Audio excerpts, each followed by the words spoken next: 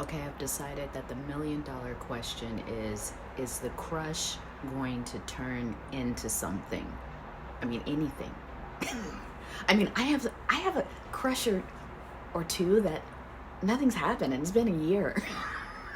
I mean, am I doing anything about it? No. So, But this is going to be your 18 plus pick a card reading on will this crush become something, and who is this crush, what do they fantasize about, and what's going to happen. You have three groups to choose from. This group number one will be this lovely quartz cluster, group number one. Group number two will be this banded blue gemstone. It's really beautiful, but I forgot the name of it. And group number three will be the scolanite heart. Really pretty. Okay, take a moment to reflect on what group would appeal to you the most. Timestamps will be below. You can watch one of the groups or all of the groups. And if you're joining me here from TikTok or you're subscribed to my channel, thank you so much for being a subscriber. And if you are brand new here, welcome. My name is Kamara, and this is Rooted Futures, Tarot and Spirituality. Take care. Please comment below. Hello, group number one. If you chose this really lovely quartz crystal, it's kind of like in a cluster, right? Then this is your reading. Your next crush, how's that all gonna turn out? A little tell all about your next crush. Now let's check the energy of you both first to see if this is even your pile. This is a pick a card, so you have a choice of going to another pick a card pile or choosing another reading altogether. I first of all just want to say thank you. If you are new to visiting my channel, please take a moment to subscribe and like this video. If you are coming back, I really welcome you back and thank you for continuing to support and be in connection with me on Rooted Futures. I'm Kamara. So let's check these energies. Now, either one of these piles could be you, and I'm envisioning that one pile might be them. But you can switch it around. I might give you a sense of who I think each person is, but let's open it up and just see who's person, if we, for lack of a better term, person one, person two. So let's go with person one.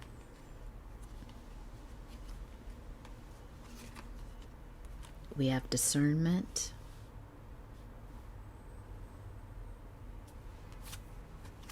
We have the gambler. We have beneath the surface, what's really driving you, true motives, breaking free.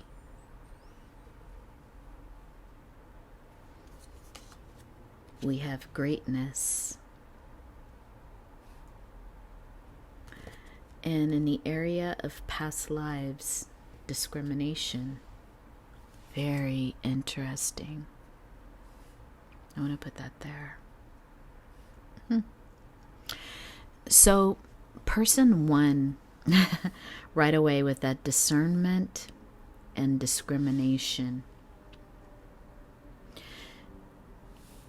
You know what I get about this person is not only are they intelligent, not only are they insightful, not only are they intuitive even, they're also someone who's very captivating, someone whose nature has blessed. You know, a lot of people would say this is a natural, whoever this person is, they are a natural beauty. They have natural handsomeness. There's something very wholesome about this person. There's a sense of this person being very connected to nature.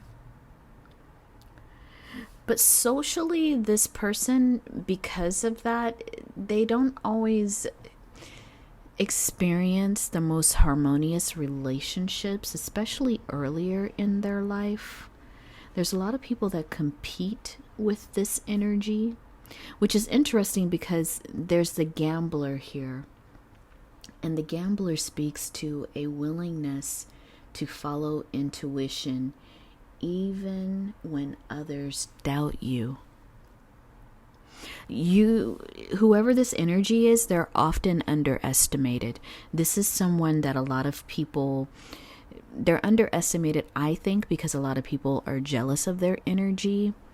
They're jealous of how they show up. This could be someone that on a very, how do I want to say, on a societal level could be considered a classic beauty for that society, because every society has their own sense of what beauty is. This is someone whose beauty kind of translate across cultures. So, people are attracted to this energy. People have something to say about this energy. It could be that for some of you, I get a sense that people feel competitive in the areas of sexuality, socially competitive with you, religiously. Some of you may be very spiritual. Some of you may have insight or, group number one, however you want this to choose your piles. But if this is you, spiritually, people are in competition with you. They have a hard time not competing with you, not comparing with you. And it's interesting because I believe that if they took the time to get to know you, they would understand that there's still depths to you. There's still more than meets the eye. This card is saying it. There's beneath the surface, there's such a deep person. There's a person who's very thoughtful, a person who's self-disciplined, who's very sincere and thoughtful and trustworthy. But it's almost as if that doesn't really make it past the surface with a lot of people. And there's a sense in this card even that there's a lot of coldness that sometimes this person can encounter socially because of their greatness, because of their ability to shine. Spirit is even saying outshine. Some of you may identify with the energy of Oshun. Others of you may identify with the energy of Venus or Aphrodite. That Oshun energy, it does come with a lot of jealousy, because it's your honey that brings the boys, if we want to say that little quote in my own way, it's your honey that brings the boys to your yard. It's your sweetness that brings the lovers to your realm. And so there's something sexually about person number one that draws a lot of people to them. Regardless of them being attracted to the person, they have a lot of prospective suitors. There's a lot of crushes out there. So this person, whoever person one is kind of used to a certain amount of attention from the public, even from people that don't know them very well. So I'm getting a sense that this person may also be in the spotlight somehow. I wouldn't be surprised if the star card comes up later. But again, whoever's number one is, there is a sense of this person being more than what others perceive. If you are that person, you're often, like I said, underestimated. People see your beauty and think there is no brains.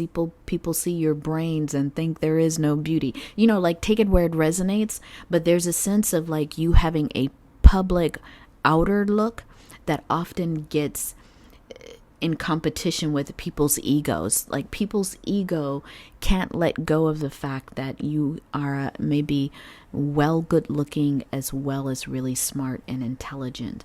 So that's group number 1. This energy. Let's put that here. Group number 1's energy. I really like this little Oshun card. I call it an Oshun card, but so that's group number 1's energy. Let's go to, person number 1's energy. Sorry about that. Let's go to person number 2's energy. Efficiency. Femme fatale. The well maidens. Kindness, respect, reverence, compassion, reverence, gratitude.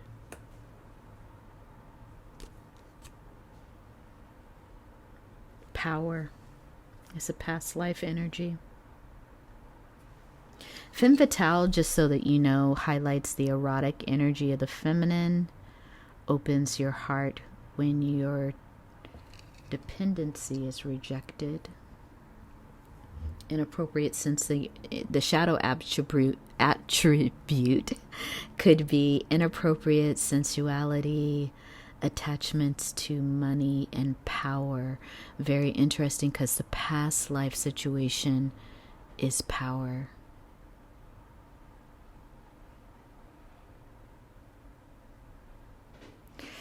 There's something about the way that person number 2 utilizes their sensuality, their sexuality for power. Or there may be a sense of them needing to be careful about positions of authority that they have with people, and also be in this energy of the femme fatale. This person could be famous, could be well known, could be easily recognized in public. So, person number 1, I was picking up that energy too, but this person feels a little bit more well known. This could be person has celebrity status or some kind of leadership status. The femme fatale energy, regardless of genders, again, it's about being in this energy of the feminine. This person, and it could be you, it could be the other person. There's something that this person knows about themselves. Efficiency.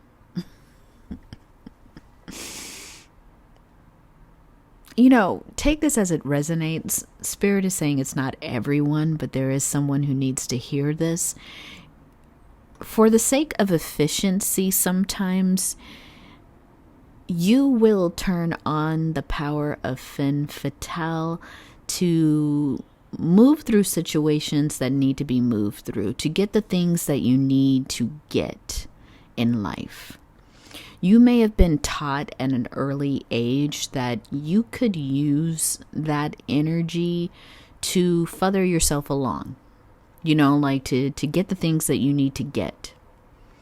And it hasn't always come without impact. It hasn't always landed in the most advantageous ways.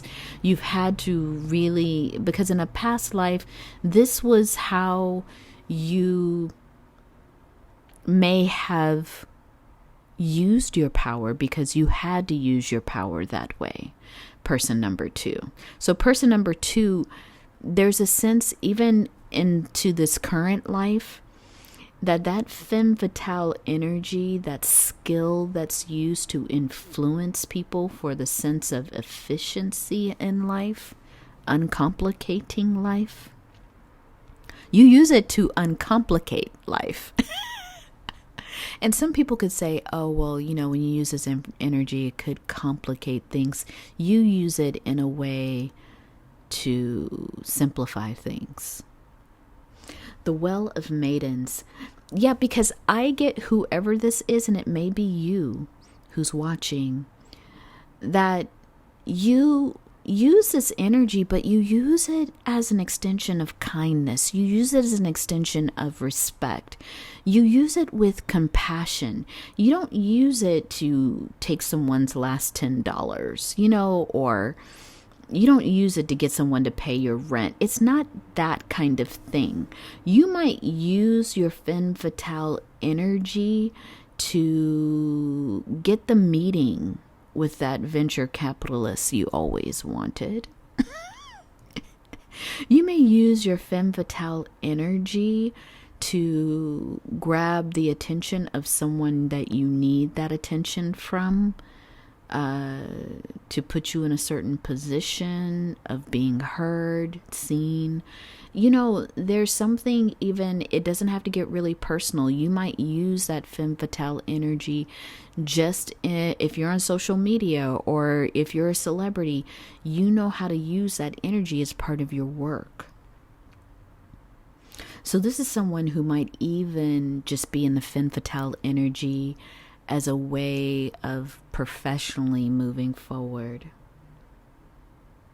Either way, I get a sense from you that there is a lot of gratitude that you express for this advantage. It doesn't fall on it doesn't seem to be at what, let me slow down here because I'm getting so many messages. What is not lost on you is that looks are always temporary. And that you understand at some point your looks may or may not do what they've done in the past. And so you understand at a certain level that there's more to you than just this. There's more to you than just the femme fatale, if you're person number 2. Because there's a sword here when it comes to power. And using that power over time just to get things that you want, you understand the folly of that. The person number 2 understands that. And so they're constantly learning too. They learn how to communicate. They learn how to express their feelings. They learn how to listen to others. So a lot of that is also an attribute of person number 2.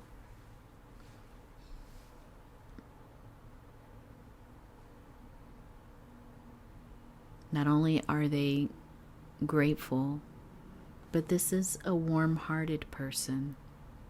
This is also a person that will persevere. Spirit is saying there may have been reasons in the past as well as this current life that you've had to utilize what appeals to other people as a resource. Like maybe that was the only resource you had. So that's the energy check-in of these 2 people. If you can feel like one of you is one is the other, the gambler and the femme fatale, power, discernment, and discrimination, then this would be your pile. If it's striking up some how do you want to say, if it's striking up some curiosity, then this is your pile. If you can determine which one you might be, some of you might think both piles appeal to me, then you're both, you might be mirroring each other, you and this crush, with similar energies. But, one might fit more than the other. So let's just see what is happening in this relationship. with this crush. Religious factors, engagement. Interesting. Spirit is saying one more card. See if this is straight for you all.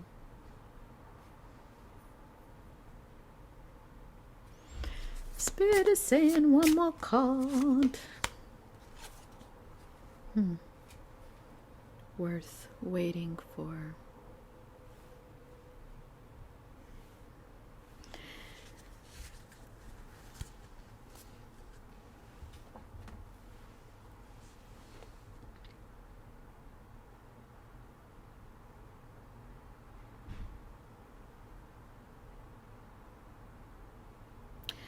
There's something about this crush, whoever it is, they wonder if you both share the same philosophical outlook. It could be around spirituality, it could be around God. This person also wants to know, because they have a crush on you, they're not sure if you're the kind of person who would wait. And when I say wait, I mean wait intimately until there's some kind of commitment in the relationship. You know, I think this person is willing to be engaged with someone and be intimate with them, but they want the relationship to be at a certain kind of commitment level before they get physical. So this person, they strongly believe in this. And so in a sense, this worth waiting for is pointing to the fact that they only tend to pursue people in which this would not be a problem.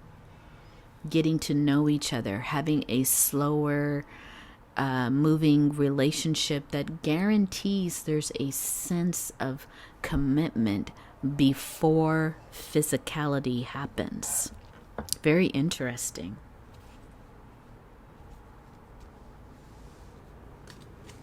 So this person, you all, I'm trying to decide which one to go with. The love oracle, maybe I'll go with that first. This person wonders if you would be up for that. So if you are the femme fatale, I would say that this is the gambler. This would be my intuition, but switch it wherever it resonates. But the gambler is the one that is wondering if you would take things slow. But this person, I'm going to tell you right now, whoever's crushing on you, group number 1, they say they can feel you. This person, they're one of these people that I think we label sensitive. They're highly sensitive. There's something about them being able to feel into your energy. Someone out there, they feel a deep attraction towards you, but I don't get that this is something that they often encounter. Yeah, look at that. I regret my behavior. I was getting the sense that this person may have pulled back from you, group number 1. This person may have been like, you may have said, oh, hello. And this person was like, femme fatale, I should not talk to this person. There's something about your outward energy, group number 1, that this person already knows you're in your sexual energy. Like, this person already knows you are in your power. Like, this is the expression of your power comes from this place, group number 1. If this is you, like I said. But this person, I think you have known that they've had a crush on you for a while, but you're like, okay, I'm just going to let them pretend that there's nothing going on between us. I feel like whoever you are, group number one, you're just like, if this is, you understand the game, and you're just kind of like, okay, if this is how it's got to be, yeah, I still think about you. This person, really, this crush, they can't get you off their mind. They're like, is it because group number one's a femme fatale? I really am going to go with that. I really do think you all are pile two.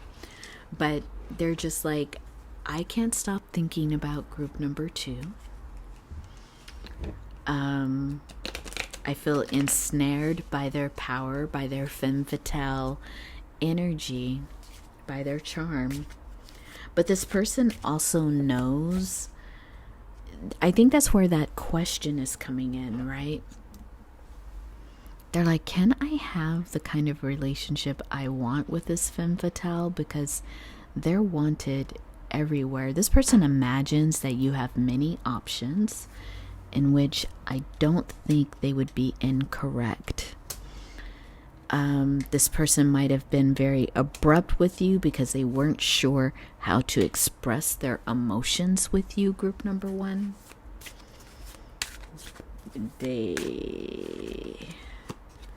Yeah. I was going to say this, but they might think of you as a witch. They're like, oh my God, you might even refer to yourself, group number one, as a witch. They might be like, and this person seems a little bit more religious. That's all I'm going to say. And this person's like, oh my God, I'm interested in a witch.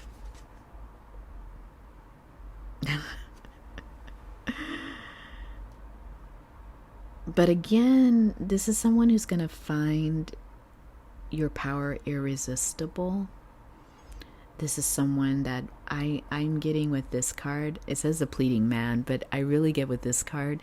If this person has any opportunity to touch you, even in the most platonic way, like, like if you both are in a community that gives lots of hugs, as greetings, this person's always gonna be like, I want my hug from group number one.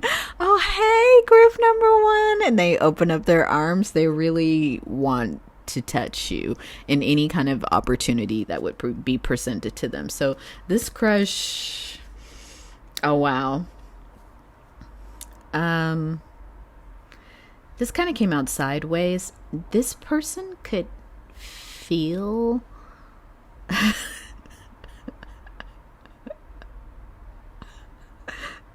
I'm hearing they're worried about what skeletons you might have in your closet, because they so identify with you, group number one, with this femme fatale. Like, they're just like, oh my God, if I got involved with group number one, what is it that they have in their past? What is it? I get this is a person who may have you on a pedestal, but at the same time,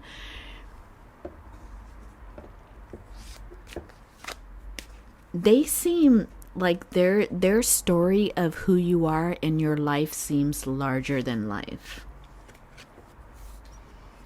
But what's interesting is they feel a soul connection with you, a soul tie. You're different than anyone that they've gone out with. You're different than anyone that they've usually been attracted to. They wonder if you've put some kind of spell on them, not in a serious way, but like there's something about your energy that's so compelling to them, group number one, that I think they find it hard to just ignore their feelings. Yes, they've been attracted to a lot of different people, and this is someone that I get, they don't always have to act on their attraction, and really literally they don't, especially if they're the person who wants to wait for sexual or sensual engagement until they know someone. This is that person who we'll decide, okay, I got to know this person, but it's just not going to work between us. We're not very compatible. This is someone that's formulated this kind of process for themselves so that they, in some low-key way, Spirit is telling me, so they don't get hurt. Or they may have formulated this process for a number of reasons. For maybe they have a certain particular health issue that they have to share with someone. Maybe there's something deeper happening in their life. If this skeleton in the closet is about the crush may have something in their life that they would need to share with someone that they're going to be intimate with. So, and we can imagine a number of reasons for that. So there's a reason for their slowness. There's a reason for their intentionality. And they're wondering about you, a person who seems so free, so liberated. Group number 1. But let's ask Spirit. Well, you know what? Let's go a little bit into their fantasy about you. Because, what's a crush without a fantasy, right? Yeah, so we have their concerns, right? In terms of, and if some of these cards have nudity, I have to cover them up. So I'm going to look at them first and then I'll place them down. So just following the community rules of YouTube.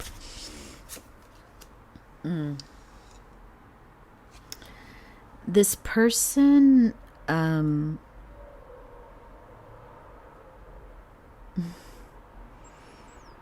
they like to flirt with you. They may do it subtly, though. Like, if you both work together, they find little, I don't know why I thought I saw someone working together and their colleague bringing them little things in the morning. Like, oh, hey, a bouquet was delivered to the wrong address and we couldn't get it back to people, so I'm just giving flowers to everyone. But really low key, they wanted to give flowers just to you. They would give the whole bouquet to you if they could, but they do subtle little things like that to try to gift you. Oh, I saw, I went by the coffee shop and I got you some coffee. This person has a lot of fantasies about making out with you, being in bed with you. They really do have a lot of fantasies about being intimate with you. Group number 1. Yeah. I think that they spend a lot of time in their head daydreaming about what it would be like to kiss you, what it would be like to have any of their small moves to get your attention move into something else. I get a sense that they really want to kiss you. But they're enticed in a number of ways. They like your body. Some of you, they like your back. They like your backside, to even be more precise. They love it if you have dated this person. They like that little number that you wear that shows off your back. We'll try to leave it just as an article of clothing. They might like the way that you smell, some kind of cologne or perfume that you wear. They may even like the way that your home or your office smells. There might be this is very specific, but some of you might have some kind of incense or candle that you use in your office or your home that's very compelling to this person. They seem like a person who likes scents. So just a clue to let you know who this crush is if you don't know who they are already. I kind of get a sense that you know a little bit that this person is attracted to you. Yeah. You know, in the end, I would say this person fantasizes about just being, having you in their arms, like wanting to hold you after, you know, lovemaking. They really would be so proud to have you. You know, like this is someone who just fantasizes about real intimate moments between the both of you. I don't get that they're, I mean, yeah, they fantasize about making love to you, but this is not like a real raunchy energy. You know, I don't see anything raunchy. Oh, well, you know, I went to the bottom of the deck and there is a little bit of kink. There's a little bit of kink. Around the oral. There's a little oral kink there. But for the most part, this person, I think that even their fantasies don't move beyond, they're a little bit more methodical. Their fantasies are like, oh, well, I'm just going to fantasize about kissing them, about enticing them enough, flirting with them enough to get a kiss. You know, like this person's very methodical that way. There's something about you, even group number one. You may, let's see, what's your energy going to be like in this relationship? Judgment.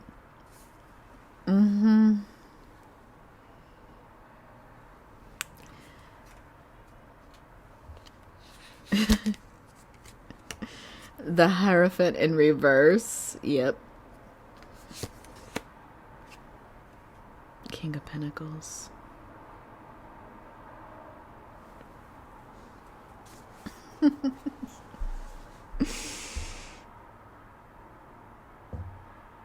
This person, whoever your crush is, they see you as so powerful, as someone who you might be low key, you might be their boss, you might be in some kind of leadership position over this person, or you may have some kind of leadership. I'm going to cover some of these up just in case. You may have some kind of leadership position. I'm not saying that this person is like a direct employee of yours, but you have some kind of power that this person really looks up to. This crush, they don't see you as a traditional person at all. You might have even said a few things about organized religion that they're like, oh my God, I'm religious and this person's not. You may have some criticisms of the church that you may have said. Low-key, somebody might have said something about Sinead O'Connor being right. I don't know why that came out. But anyway, and this person also sees you as someone who's really successful. In that sense, they're always kind of wondering if you're a little bit out of their league. But they have intense attraction for you, group number one. Intense attraction. But I kind of saw, still with them, this is how they still see you.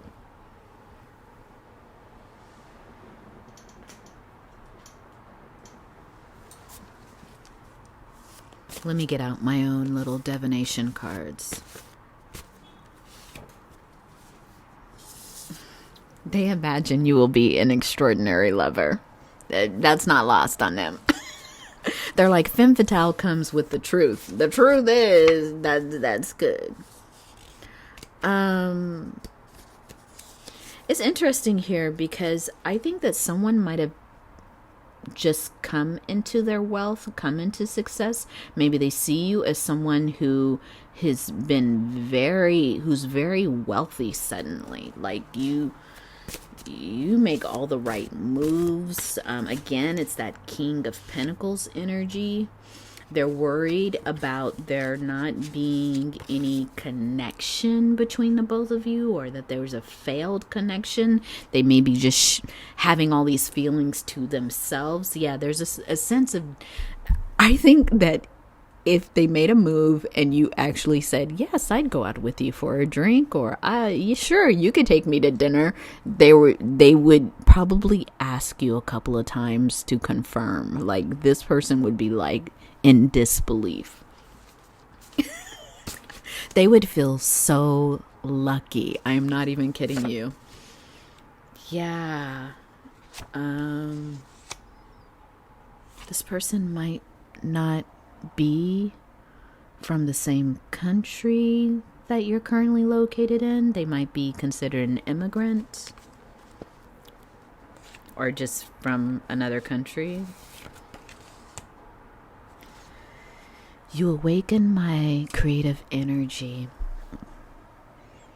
There is something about you in the end that makes them feel like going out of their box, going out of the box they've placed for themselves, even creatively. You inspire this person, group number 1, to be different, to create some flexibility around their boundaries. It doesn't mean that you would even advise them to move out of their boundaries, but there's something about you helping them to soften, you helping them to even become curious about flexibility. What would it be like to just be more flexible, to allow experiences in? This is why this person has a huge crush on you, because you have the ability, group number 1, to open up their world. You have this energy around you that speaks to adventure. It speaks to joy. It speaks to something that can be awakened inside of them that maybe for a long time has been asleep, or maybe they purposely put aside.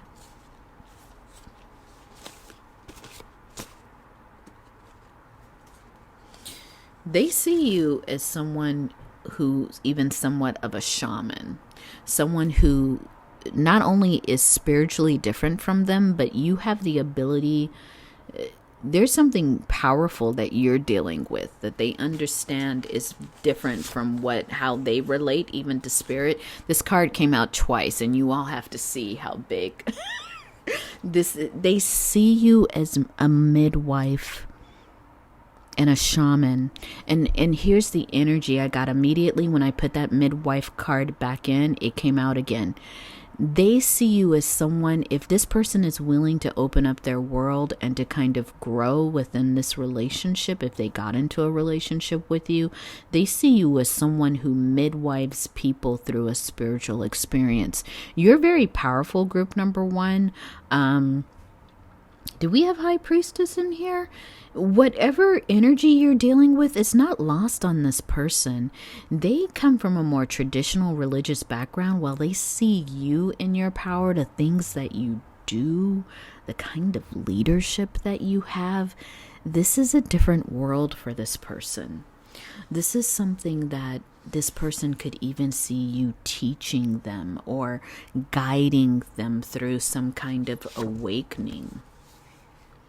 I keep seeing creative genius. Maybe this person wants to take you as a muse. This person might even feel like you inspire them that much to dig deeper on their creativity. This could be an artist of some sort, like a musician, a painter. It could be anything. But this person's creative genius is awakened around you. They feel like in different timelines, you both have already been in relationship with each other. They feel like they've known you from a different, for some of you, this is someone who feels like they've known you from a different life. Yes, they see you as a person. If they were able to be in connection with you, their life would completely transform. They know this about you. They know that anyone that, and maybe this is I'm hearing from spirit, this might even be a rumor about you, that anyone who enters into that you take interest of, anyone that you lend any of your energy to, group number 1, this person feels like you change people. You change people at the DNA level, for good or bad. They've heard about the transformation people have even in being your friend. Yeah, there's something about you, group number one. This is deep. You have ancestral wisdom. You may even channel that. There may be something about you that they know. They hear people talk. Yeah. But it's kind of interesting because I feel like there's a sense of you that they know at a body level, but they also feel like they want to see past your mask, because there is a certain kind of mask that you might wear, they might wear. Maybe that's simply because of the workplace, but they know underneath there's someone who's very wise. There's someone that they would like to get to know, who's underneath even the facade of the femme fatale, group number one. This is someone who sees there's something beyond you than what you're showing. That wasn't a card, wasn't it? Just before I wrap this up, I think that was in this person's card. Yeah, look at that. Beneath the surface. This person, group number one, they know in you, they know in themselves, there's something deeper. And I think that's what attracts this crush to you, group number one, is they know that you're deeper than what people might say about you, how you even betray yourself. They know and want to know what's underneath that mask. So we're about at 45 minutes.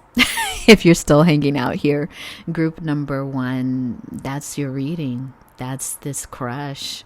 This is how they feel about you. This is a little bit about what they wanted to do with you. So let me know. Click that thumbs up if you resonated with this reading. If you want to subscribe to the channel, please do. I would appreciate being in connection with you, and it also helps me to grow the channel. So and I'm willing to take into comments any ways to improve these readings. I'm still testing on how to do my readings on YouTube, but any of your feedback is welcomed. Positive feedback, constructive feedback. So thanks so much for being in connection, group number one, and this is your reading. Hello, group number two. So if you chose this lovely crystal here, it's a banded crystal of some sort. I've long forgot its name.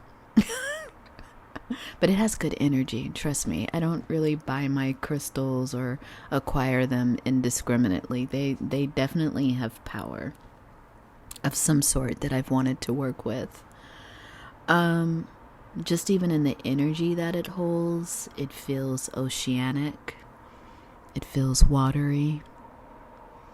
There could be something for you and that crush that connects you either emotionally or with the element of water.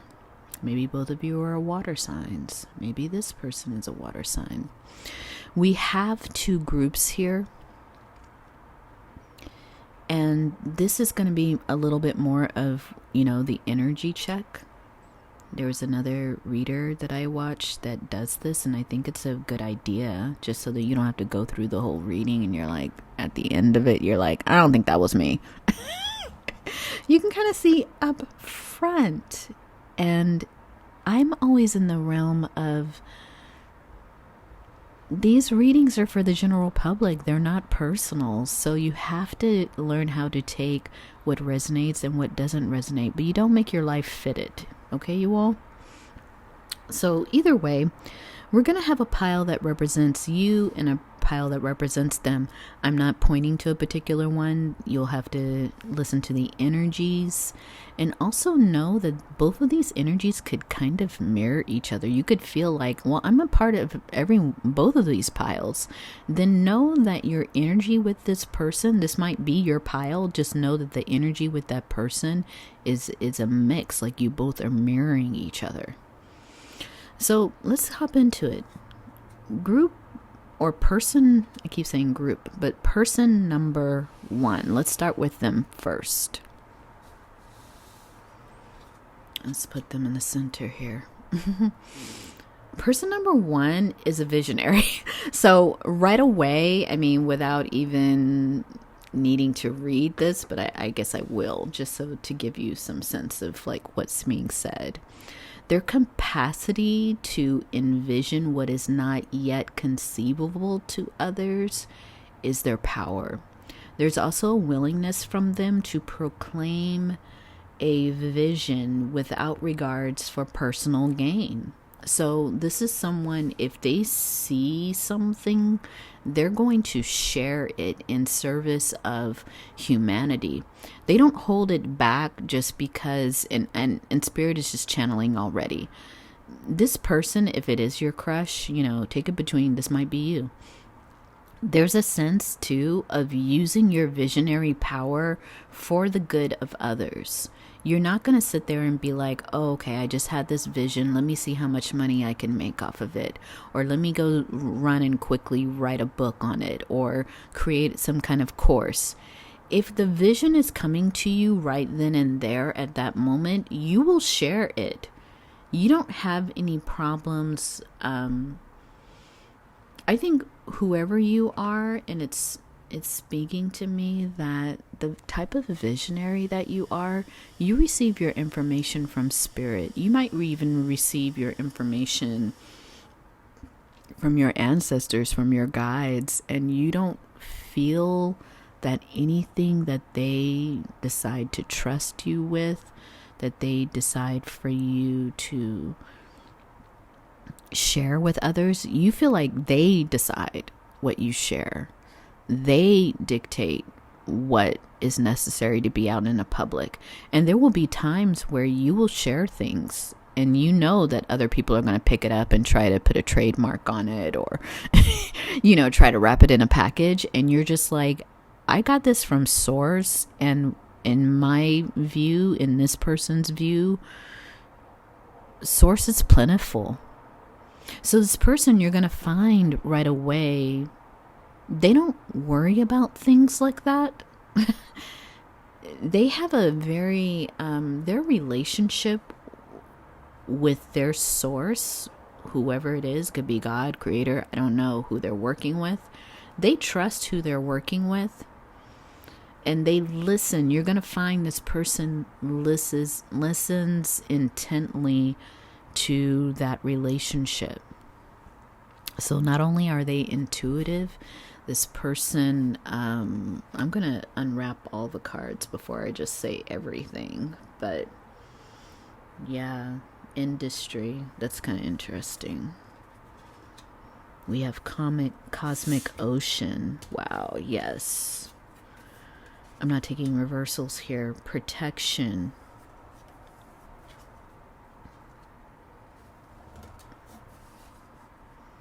Expectation. Look at that, you all. Okay. Whether this is you or the crush, this person is very deep, like the ocean.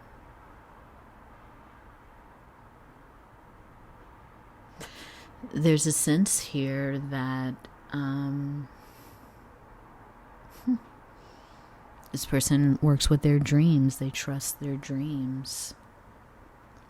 They might even receive visions from their dreams. Wow. This person's very deep.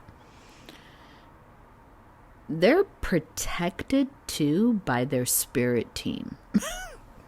I think that's very important for anyone who's listening to this to know. whether it's about you or whether this is you listening about your crush. This person is very protected by their spirit team. And if you don't feel like this is you and you feel like it's definitely the other person, I need for you to listen to something that I'm hearing being channeled right now. And I'm only giggling because with some serious messages, I get a little nervous. But let me get serious for a moment. This person is so protected by their guides that if you have an entree into their life, it's because of their spirit guides. It's because of their ancestors. So let me repeat that one more time. Just because this person has a crush on you, if it is the other person, just because they have a crush on you, now I'm going to put it in the other sense. If this is you, just because someone has a crush on you, if they make it through the gates of because there's levels to this person. Y'all, there's levels to this person. If you make it through the level of them approaching you, of them feeling like they want to act on their crush, it's only by it's kind of interesting what I'm getting channeled here, because I was going to use the word it's only by permission, but their guides and their ancestors are saying there's no way that we would even begin to even have that authority over this person. But they are saying that your guides, your ancestors, whoever you've been working with, and you probably know this already, if this is you, then you already know your spirit team is not letting any trash in. But if this is the other person, like you're listening and you're thinking, oh, my crush is the visionary, then you've got to know. If the crush moves towards success, it's through the guidance, the strong guidance of their spirit team that's happening. Wow. So, just to know, and just to finish off who this person is, because I was getting a little long-winded, was also, this could be someone who, well, I don't know why I'm seeing this the way that I'm seeing this, but in a past life, this is deep. This person, could have been doing the same work that they're doing now. Their work that they're doing now, because even though I say that they're a visionary, I didn't say what industry they were in. Whatever industry that they're in now, they've done it in a past life. And I mean, yeah, centuries, eons ago. So you're like, okay, wait, if this person's an engineer, let's just take it as an example. In a past life, they were an engineer. You know what I'm saying? Like in a past life, they were constructing bridges. They were doing, so this person works with their ancestral knowledge, whatever it is. If this person's a doctor, they were a doctor in a past life. This might be the condition of their reincarnation, is that they will pretty much lifetime after lifetime. Something you need to know about that. Whether they're an artist, like I said, anything, whatever they're doing now, they've done it over lifetimes. That's what you need to know. Back to you now. So that was person 1. Visionary, or you. You decide. Let's get to person. I'll put that over here. Let's get to person 2. Okay. Person 2. An angel. Let me read that to you. Helping those in need with no expectation in return. It's pretty much what an angel is, right? Very simple. Acting innocent, though, could be the shadow. Everything has a shadow, even a rock. So the shadow of the angel is acting innocent or angelic to others to mislead them. Using that power to manipulate, which we all know is possible.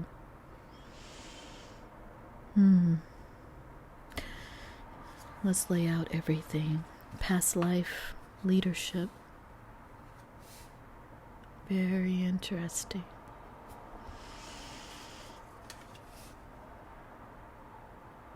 On one side of this person is the Isle of Avalon.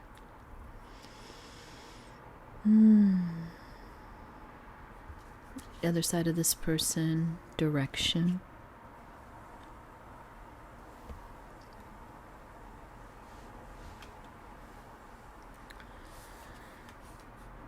Absence.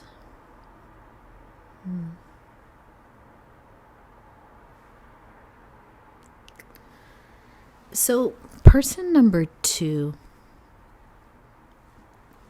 I'm getting intuitively this might be a person who is in a grieving process.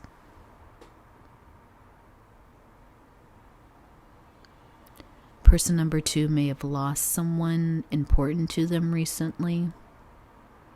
And when I say recent, it doesn't have to be like yesterday, y'all. It could be a few years ago, a few months ago. They lost someone. And they're still grieving that. It's still a part of their emotional makeup. It's something that definitely broke their heart. Quite literally. So if this is you, I'm sorry, there's a deep, deep grieving that's happening right now. And how it's showing up in your life, it's giving you the ability to be in this angel energy, to be someone who just wants to help people. And it's funny because it doesn't cost anything. You're understanding there's something about your energy now. Maybe even something that you do for, this person does for their work. It's almost as if this person, whoever this identity is of the angel, and only take it as it resonates, this person can do their work without ever getting paid again. They're just like, there's something about their grief that's breaking down the boundaries of what they thought was once important. This person is defined differently now. They don't really have the same understanding of the world that they once held. There's something about this person just perceiving in the absence of something that they've once really loved. Hold on for a second, you all. Okay, I had to take a quick break, but just to finish off with this person, group number 2, this could be you, could be them, regardless of gender. Anyone can be an angel, right? Or be in their angel energy. I think what I definitely want you to understand is that a lot of this person's leadership style, it's come over time, over learning many lessons in life, especially when it has to do with this loss they had.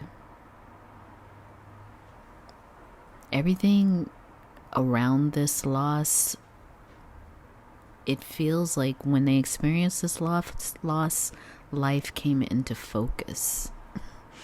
The things that they didn't need fell away. And there was a lot of things that fell away from this person, group number 2. A lot of things fell away. Their life had to be reconstructed to include wholeness, to include the things that are life-giving. They realized with that loss, whoever it was, it could be a actual person they lost. This person might have lost a job. I know that sounds like, wow, all this from a job loss. But there are people, you know, who are very identified with the work they do. And it's only through severing their connection to that work that they actually come up for air to question who they are, question who and what they've been doing over the years. So for some of you, that's how this person came into their own deep understanding about life, because it was a shift in careers that they didn't expect. For others of you, this person quite literally lost someone. It could have been a spouse. It could have been a parent. It could have been a child. I don't know. There's way too many energies to get specific. But this person, whatever loss it was so significant. It impacted direction. Quite literally, look at this card, you all. It's like their life split in half.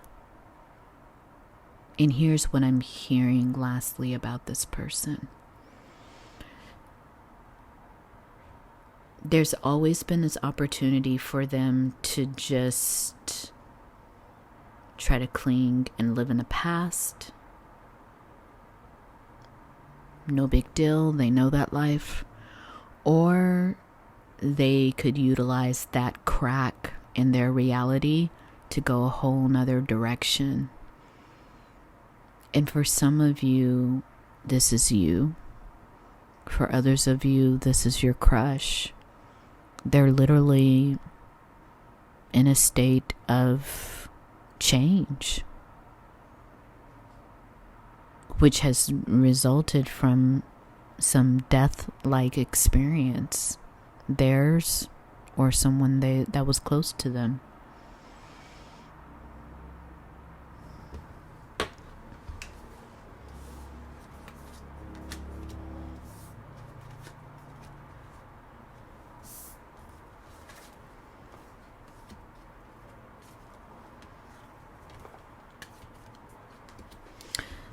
This person is clear about how they use their power. I mean, it will be clear to you too, like whoever is the crush, whoever is the person watching this. That angel energy is an angel for a reason. That's Spirit's like, just leave it there. That energy of an angel is there for a reason. Okay. Whatever your perceptions of angels are, Spirit says you might want to dig deeper to understand the plight of angels in an earthly realm. So next, this relationship. Their fantasies of it, the possibilities of it. We're at a crush stage. So,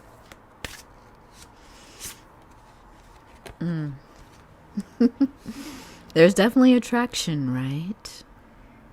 This person's so attracted to you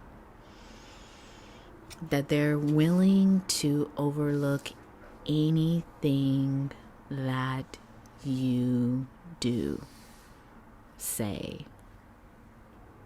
think in their own mind. I mean, this person really could just throw away the red flags. If you're demonstrating something that they don't like, they're like, whatever. They found a reason for it to not exist, because there's something inside of them, this crush, that even if there's something you're doing that they don't understand, low-key, if they feel disappointed in, or they're gonna make the effort they want to use that to get to know you. Like, this crush is like not afraid of what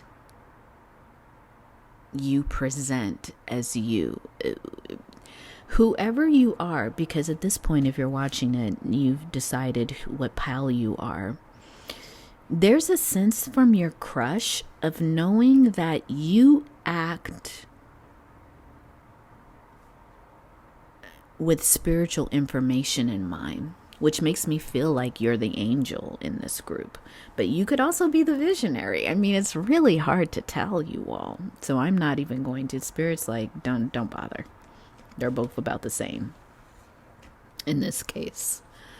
But there's a sense here that group number 2, your crush will always use curiosity instead of their own assumptions to figure out how to relate to you. That's so deep.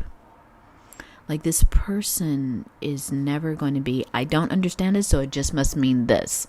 No, this person is always like, if I don't understand it, I need to ask my partner about this. If I feel a certain way about something, I'm going to ask my partner about it, because maybe they have a completely different outlook. This is someone who's emotionally mature, you all. This is someone who's like, I am not going to fall into the trap of my own assumptions. And I think it's because this person at their core understands who you are. Group number 2, if you do identify with this energy, this person knows who you are.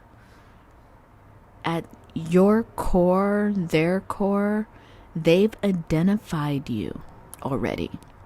They're like, this is an angel. The things they do are beyond my earthly understanding, my earthly vision. Even though this is someone who gets their information outside of, in that same realm, they see you. They may have even, and you all will find this out, they may have even seen you, group number 2, in a vision. They've seen you, they've heard your voice, something about you that stands out, they had a vision about way before they even laid eyes on you. So in their mind, you are quite literally an angel, if this is your identity. I'm going to say this right now. The rest of the reading is going to go that direction. So if you feel like you're in visionary energy, You may be cross-watching at this point for someone who's an angel, someone you feel is an angel. I could switch it around, but Spirit is saying, no, that's it. Like, whoever is this energy that's really watching this reading, you are the angel, or you are watching for someone who's the angel.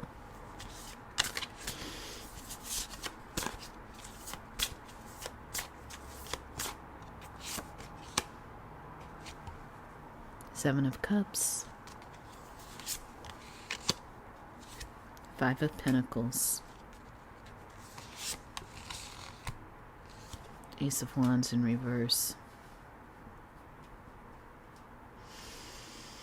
This crush, I mean, this is a deep crush, you all. This is deep. This is not who likes you. This isn't one of those readings that's saying, oh, you know, what's next with your situationship. This is someone who literally has a crush on you. I mean, this is a passing fancy, but the level here of what we're getting is someone who wants to be in relationship with you, who really wants their plan is that of a relationship. Group number 2. And when I say this person is taking the long road. By saying this, I mean it. This person is taking the long road to observe you, to get to know you, to become your friend, to deserve like they could be in your life. This is a devotee. This is a devotee. This is not only a crush. This is a devotee of your energy. Group number 2. This is someone who sees you. SEES you. And which may be disturbing to you because you've lived, and I'm channeling this right now. It could be disturbing to you, group number 2, because so much of your life has been that of people not seeing you. So much of your life has been in the realm of invisibility, that when this person comes forward, they've studied you. They know your likes, your dislikes. I mean, not in a creepy way, you all. This is someone who's just observed you. They have a keen sense of observation. If they've been in community with you, they know what attracts you, what repels you. They know what you're on the outside of. Some of you, to be an angel energy, and maybe that's a whole nother post I need to do, but to be an angel energy means you're always under attack. You're always in spiritual war. I mean, that is the plight of an angel, angels. It's almost as if someone decided to have a crush on a warrior. It's the same energy. An angel is a spiritual warrior. So someone knows that you are automatically going to be on the outside of certain things. There's not a lot of entree that people with bad intentions will give an angel. So an angel, what naturally follows an angel is the whole idea is debunked around people loving angels. People actually have a lot of problems with angel energy. Some of them want to compete with angel energy. Other people want to deny its existence. Other people want to hide what angel is there. When an angel shows up in people's lives, they're showing up for truth. They're showing up for purity. So when an angel shows up, it's not always at a convenient time. It's not always when an angel is appearing in the community, in a family. It's to bring truth to something. Something that will change the energy of a life that was once nicely just going along. The angel brings in the other truth, the insight, the places where there hasn't been much compassion. The angel's going to bring that in and point it out. The angel might also bring in where there hasn't been a lot of love of humanity. If the angel shows up to whatever environment it's in and amplifies what's in the environment, you all.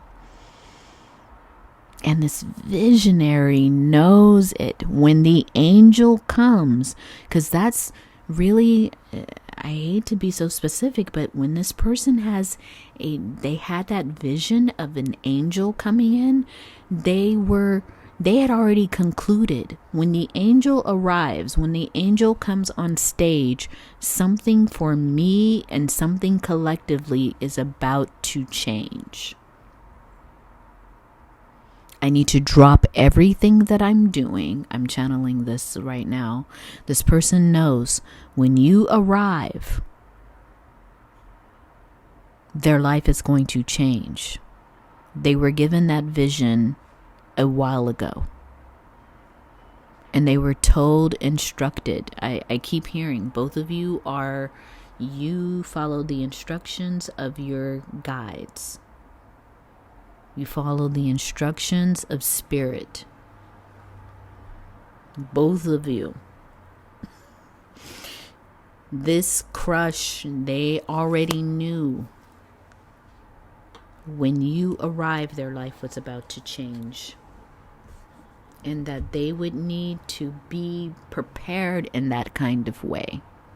To shift whatever they were doing, whether they were committed to that thing that they were doing or not. They have been told that they would receive further instruction from spirit, from their guides on how to proceed going forward. Oh, this is deep, y'all. Hold on.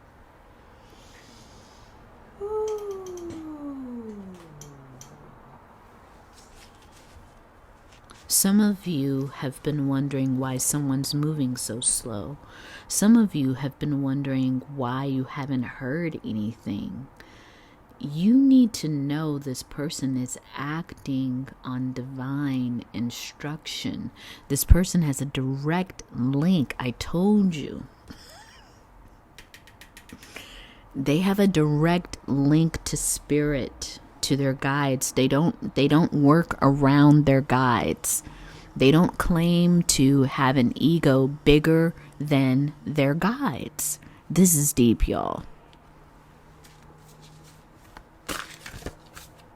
I'm bringing out my channeled message cards. And it's a big deck because I got some channeled messages a couple of weeks ago and I just wrote them all down on index cards.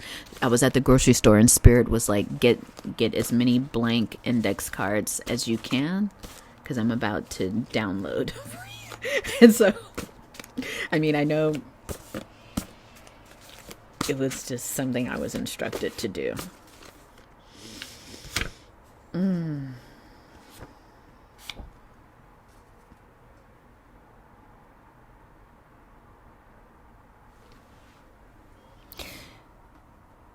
Group number 2, this crush, it doesn't even begin to describe the relationship you both are about to have. It's revelatory. Quite literally, you are about to engage in a different experience. And your ancestors are like, I heard a crow outside saying, that is true. What you have drawn into you, group number 2, what you have commanded to be in your presence is that of a visionary. But the visionary has already colluded with your own guides, with your own ancestors to give you the experience you exactly need. This sounds out there, but it's true. Wow, this just turned over on its own.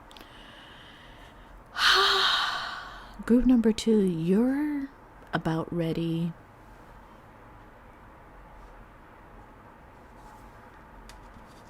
to birth a new reality, but also to understand that your hard work, whatever you have been doing, group number 2, on yourself, to understand yourself, to come to a sense of like what it is that feels like healing inside of you, it's birthing a whole new reality. Like you just thought it was on your level. Oh, I guess I'm just getting to know who I am, what I don't need to expect to experience again. Maybe you were thinking this healing is just about me being able to be in relationship again. That's all. You're sitting here watching tarot readings about a crush, and spirit is like, oh baby, whatever you decided to manifest with your healing is not bringing you a crush, it's bringing in your divine counterpart. They may have had 2 seconds to be a crush.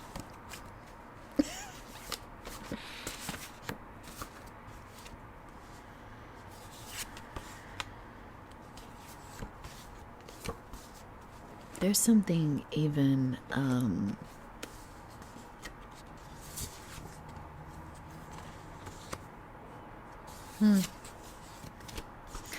this person, they have a confession. And I think that that's what the confession is going to be. Is that the whole time you've been thinking, oh, they're not interested, or oh, there's something wrong with me. Oh, no, this person, they're going to reveal to you something that they've had to think about over and over again in their mind when the time came.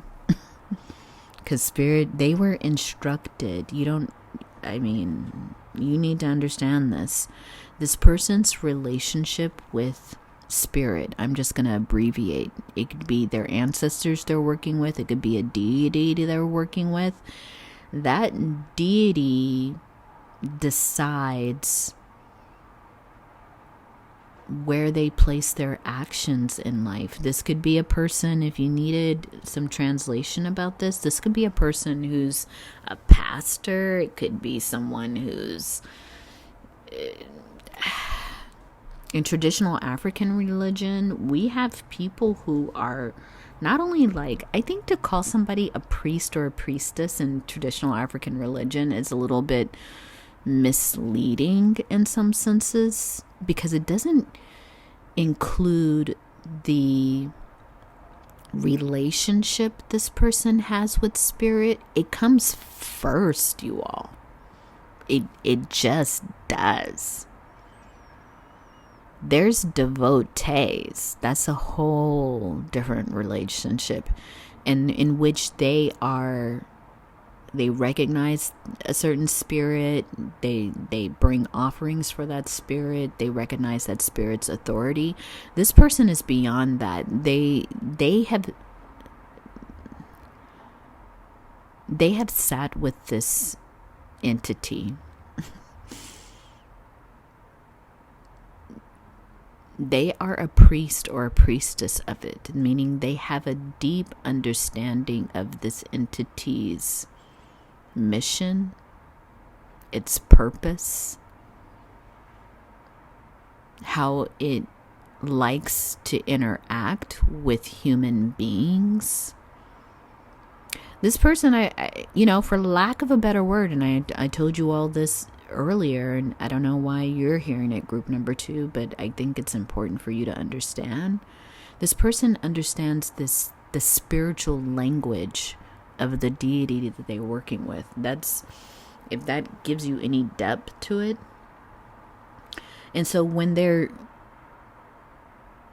understanding their work at a spiritual visionary level, there are processes and protocols that they have to follow. They've just learned in life to follow. Even if they have human desires, they've learned how to place these desires in the framework of working with this deity. I hope that helps you understand something. That when this person is coming towards you with a human crush,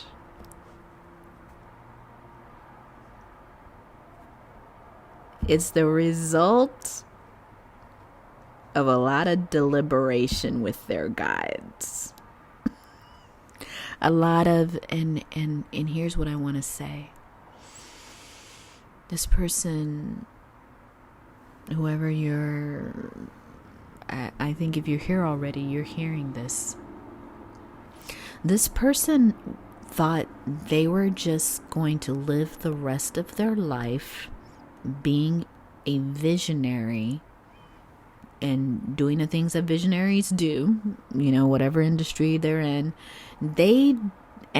But you've got to know that the revelation of their visions, what's behind their visions, that relationship with spirit, they never expected to have, like, going forward, any kind of, like, serious human counter. But I want to say this. They never expected to be in a relationship, you all, after this. They're like, this is a lot to have this kind of relationship with this deity. They found it way too much to try to have you make it what it is, a girlfriend, a boyfriend,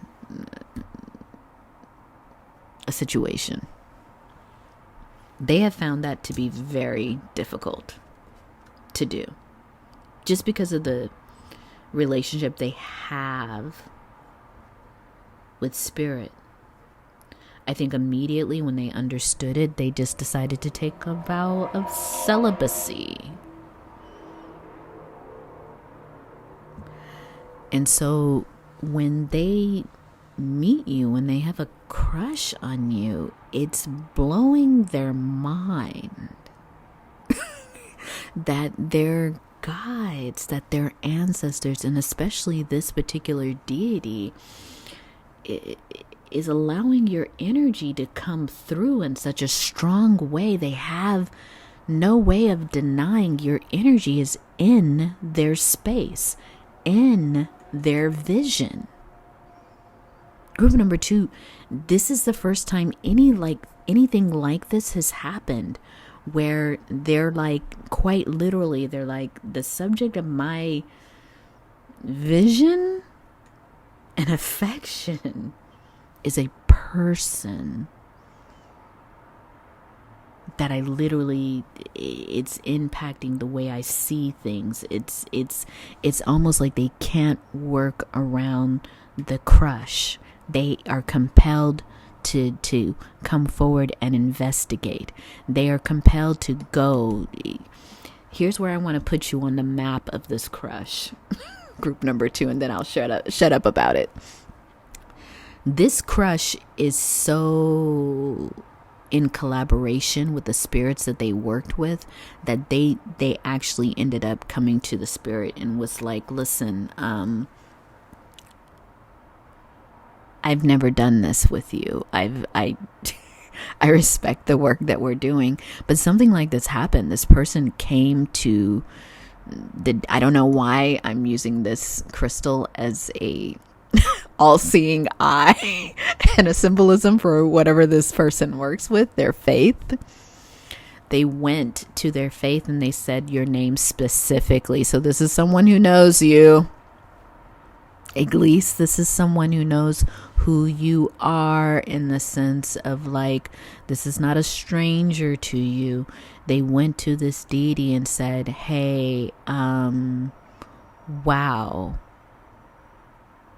this person, and they used your name and they said, there's a reason why you let me know.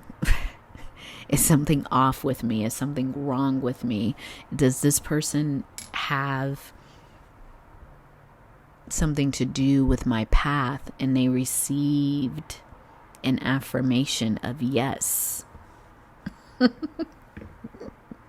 and I get that you feel the delay with this person. You feel the off and on. You feel the hot and cold. You feel the I'm here and then the running away.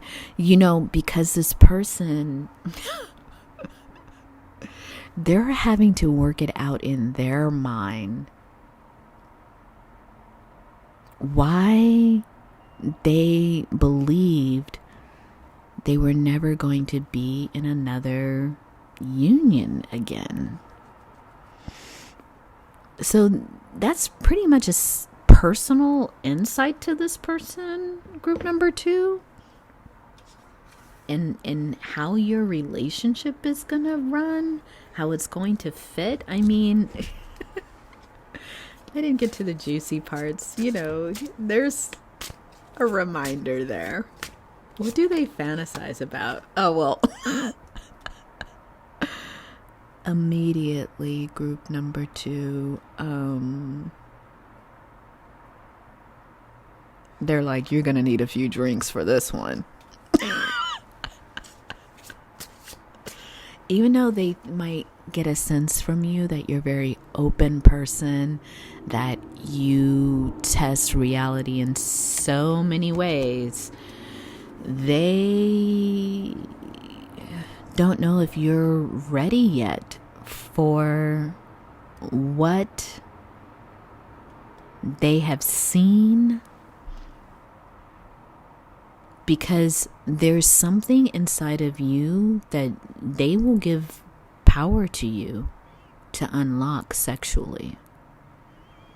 But what's behind the door that they give you a key to, they feel like it's been a build up of sexual desire. It's been a build up of passion.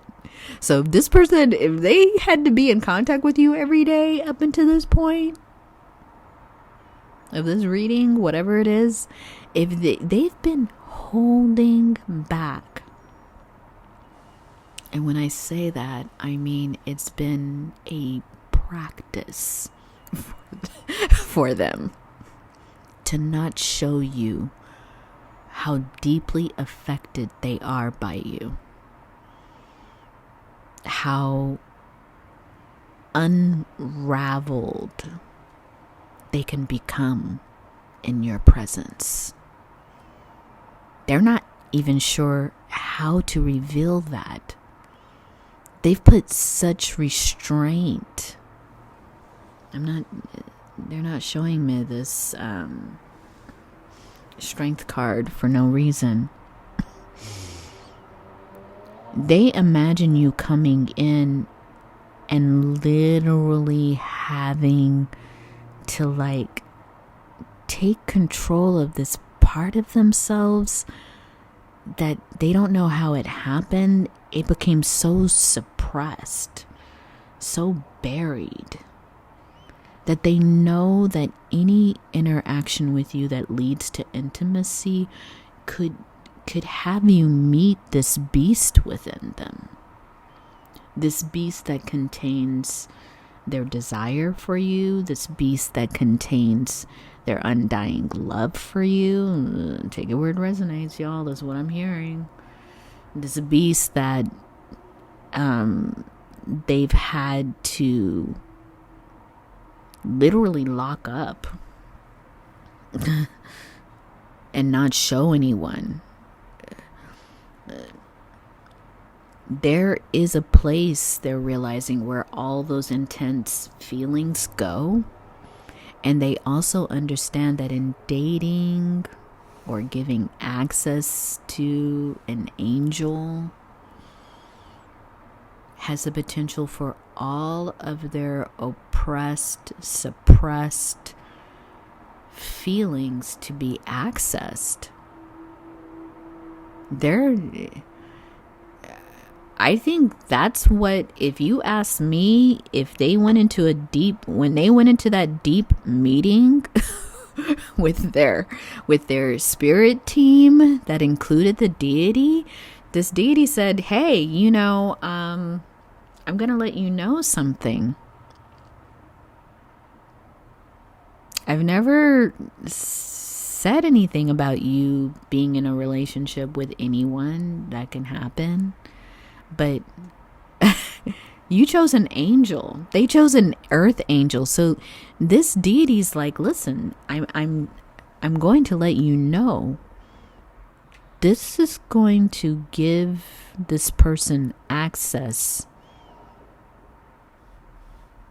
This energy, this angel will have access to you. The beast that you have learned through, if this person was in a religion that required meditation or some kind of other discipline, whatever this person was practicing, they're like, oh, that whole practice came into perspective with them when they met you, because they understood the angel is going to interact with your beast. That's what angels do. They come in and they say, show me the beast. Show me the one you've been afraid of. Show me the one that you tried to suppress, the one you tried to hide. Bring me to that one. That is what they understand, because they are a smart person. What it means to be involved with an angel, to say yes to being in a sensual, intimate relationship with an angel. When you say yes to that, it means that you are prepared for that beast to be set free. Y'all.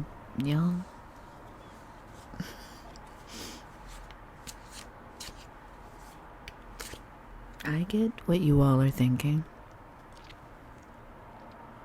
Most of us have something like that. This person does too. It's rarely sent the scene.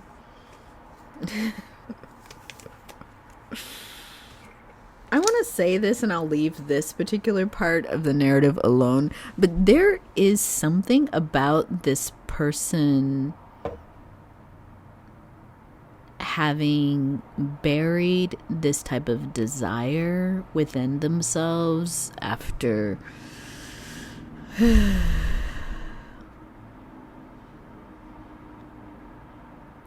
thinking this is the only kind of existence they were going to really have to navigate. They wouldn't have to navigate the chaos of being and maintaining family relationships. This person doesn't have, this is not hard and true, but this person may not have kids for that reason, may have never been married for this reason. They really saw that it was problematic to have romantic, interesting. I said interesting. Take that too. But it's problematic for them to have relationships that were going to stick around for a while.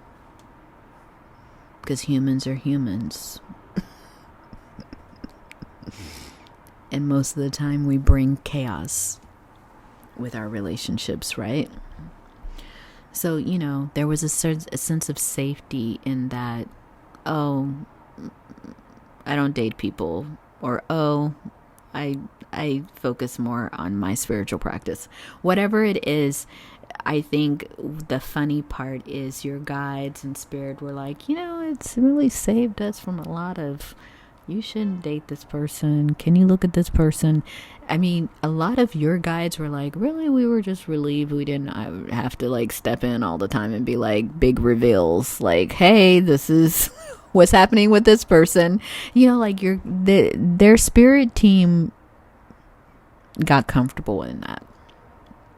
Celibacy just knocks out a lot of fremony situational chaos.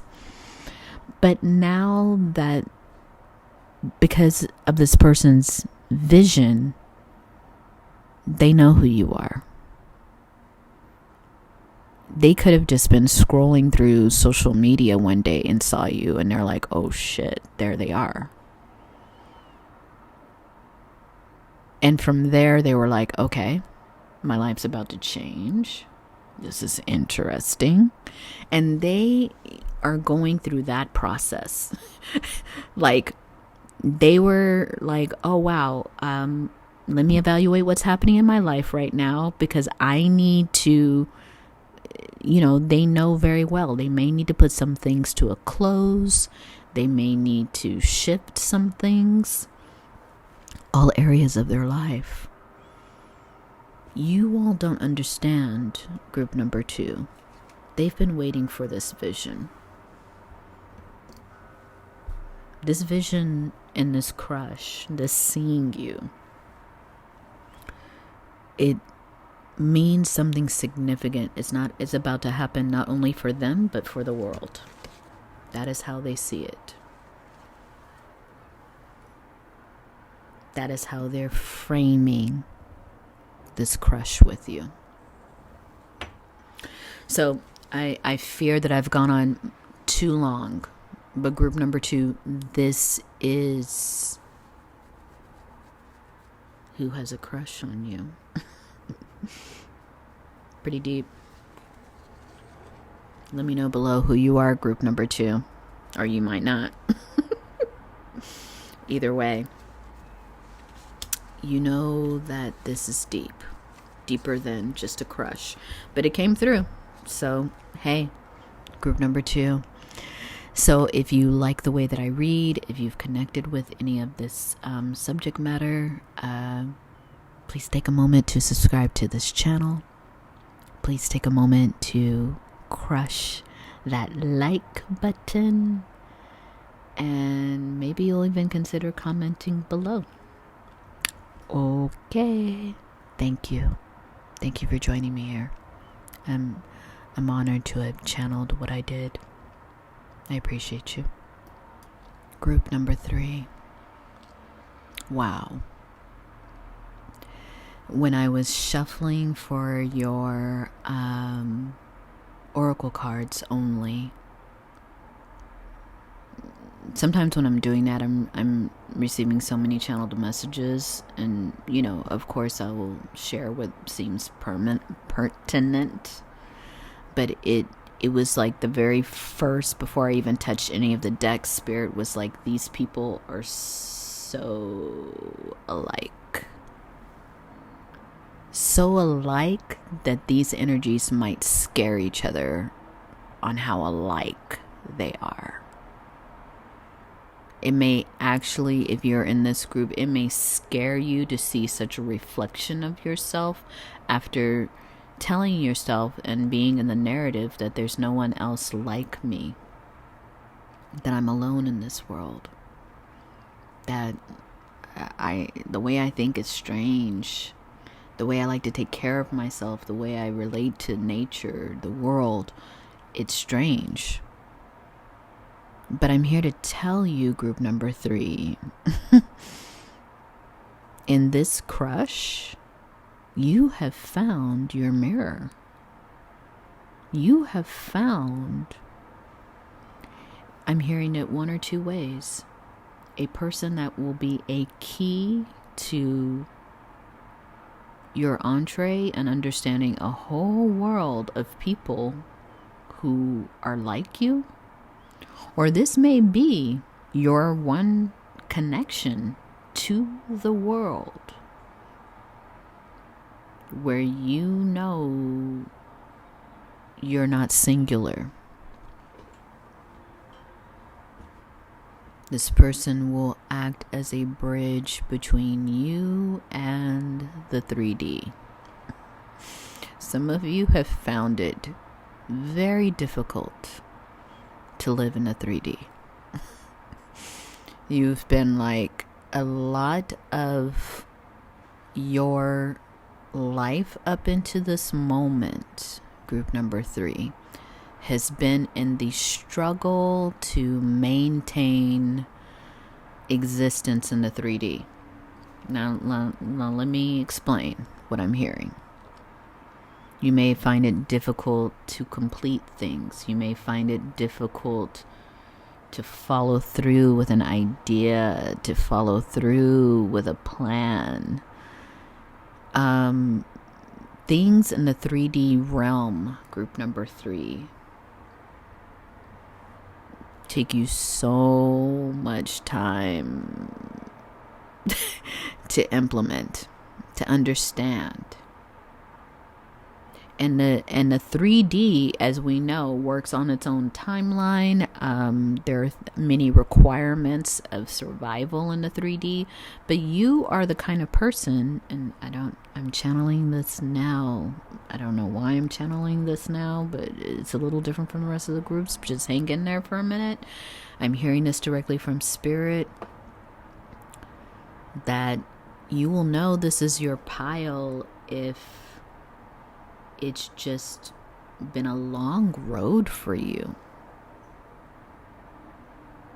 to stabilize yourself in some kind of structure that would make you not have to be in a survival mode. So let me clean it up a little bit. For some of you, this has always been around a struggle of 3D things, way of life. You get a job to make money. The money pays for the things that you like. Yes, a simple formula that has been so difficult for you. Either Spirit will grant you with opportunities and creative ideas to make a lot of money. You get that money, you give it all away. Or you get in situations where it goes away for whatever reason.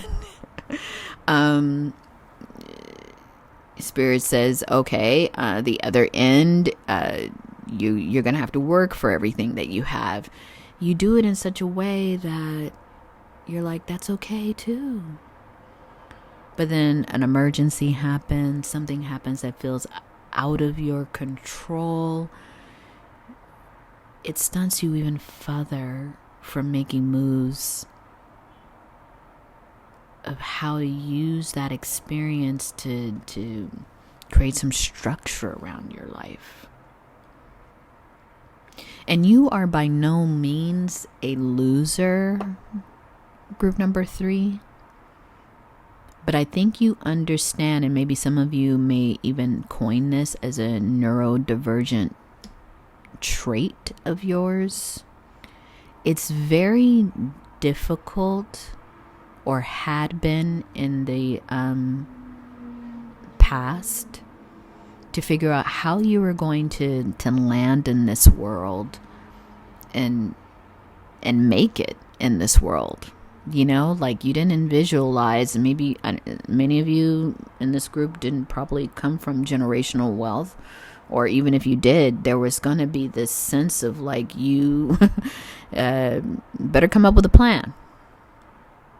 So group number 3, that might already be you, but let me go in the tradition of, I just was channeled and told to share that. Let me go with, there's 2 groups I'm sharing with you here. You might identify with one of these groups. Both groups in some way may sound like you. Then just know that this crush is a mirror of you and your experiences and the way that you are growing and the things that are important to you right now. Could be you. Doesn't have to be another person. Could just be you in the past moving forward to who you are now. You regard these two piles whatever way you want to. It was meant to be an energy check. I got that download as the energy check, but I'm going to move forward with the energy check as well. So, person 1.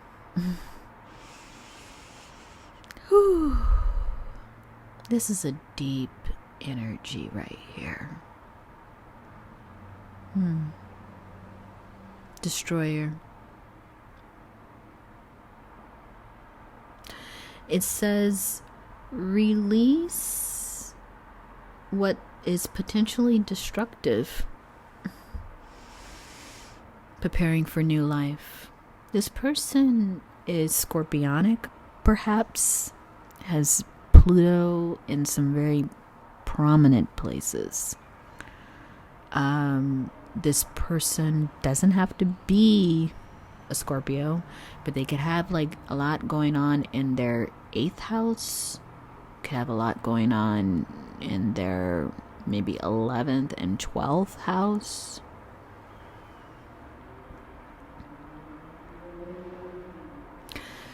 This person, it doesn't, how do I want to say? They figured out the older that they get, and I don't know how old this person is. It's not coming up just yet. I could lay out all the rest of the cards. Oof, again. That industry card came up again. That was in group number 2, so interesting.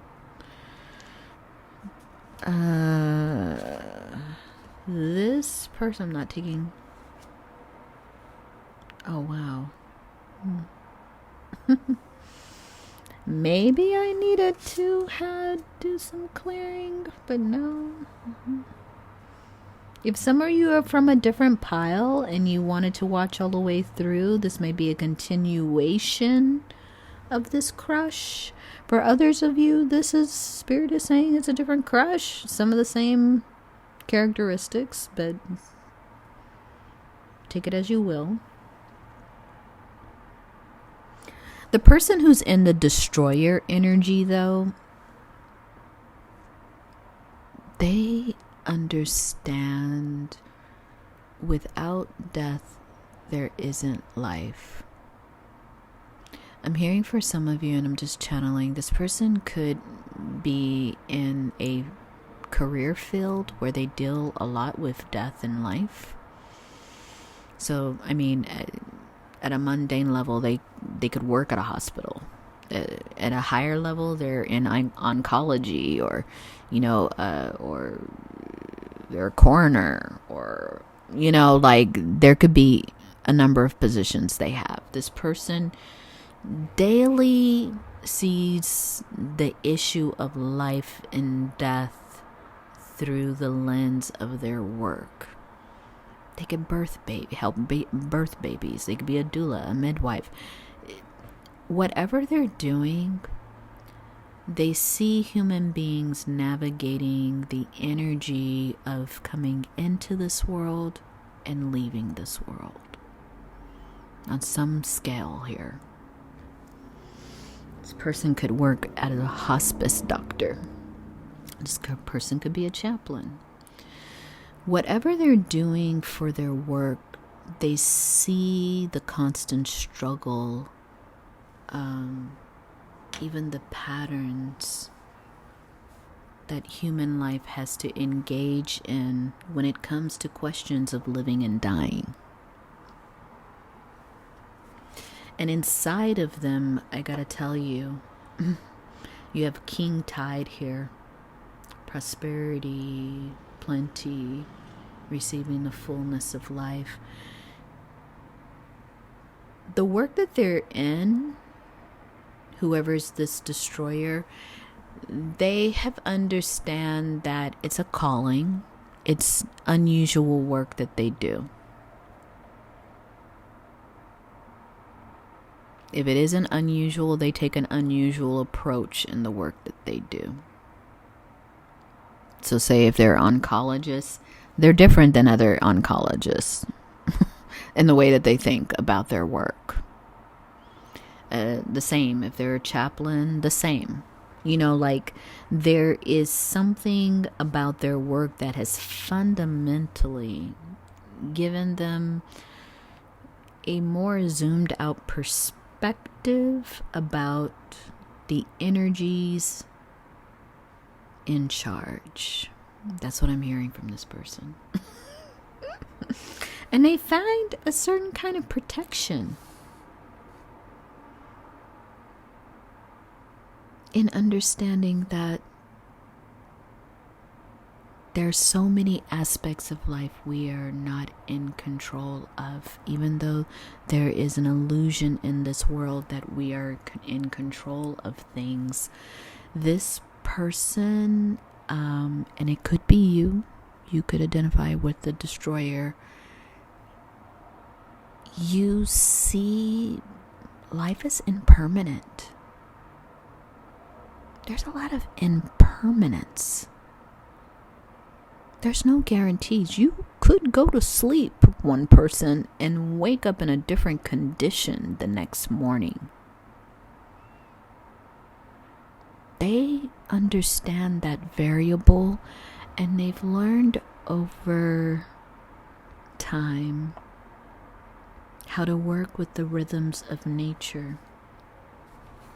So their job in a past life, like I said in the other group, and it's so interesting, this card came up again. This is a person who works very close to their past life. Their past life, they were doing a similar kind of work. In their past life, it intermingles with the work here. But I'm going to tell you some other things that I'm seeing a little differently for this group. This person might work in psychedelics. This person may have or does research around psychedelic medicine. Not only that, though, it's like indigenous cosmology related to that. I only say psychedelics because I'm understanding some of the pattern. Look at here. Patterns. This person, either they come from a culture, Shipibo, they might be Shipibo. They might work with that tribe. Huni. I don't remember all the indigenous tribes' names, so I don't want to be disrespectful by not knowing their pronunciation. This person might do work with a lot of indigenous groups. They might be from an indigenous group as part of their work. This person finds it hard to navigate, which it goes back to my channeled message at the beginning. Finds it really hard after being maybe in their work to navigate coming back to the 3D. Like, say, this is just an example, y'all. Like, this person goes and lives with an indigenous group most of the year, but from time to time they have to come back. They have to interact with segments of societies that want reports, that want meetings, that want grants, and like deadlines, and that person finds it difficult to flow back and forth between living an everyday earthly existence to living an everyday technological existence. Hopefully that helps you to know if that's you or if it's this person. But there is a sense, just like I said in other groups, that this person is divinely protected. Their work is protected. Who they are is protected. This person's spirit team, again, don't fuck with this person. Because they showed up as a destroyer and not an angel. That's coming from, if you wanted to watch group number 2, you should watch it. This person came up as a destroyer, though. There were definitely other descriptors that spirit could have given you, and their spirit team is saying here,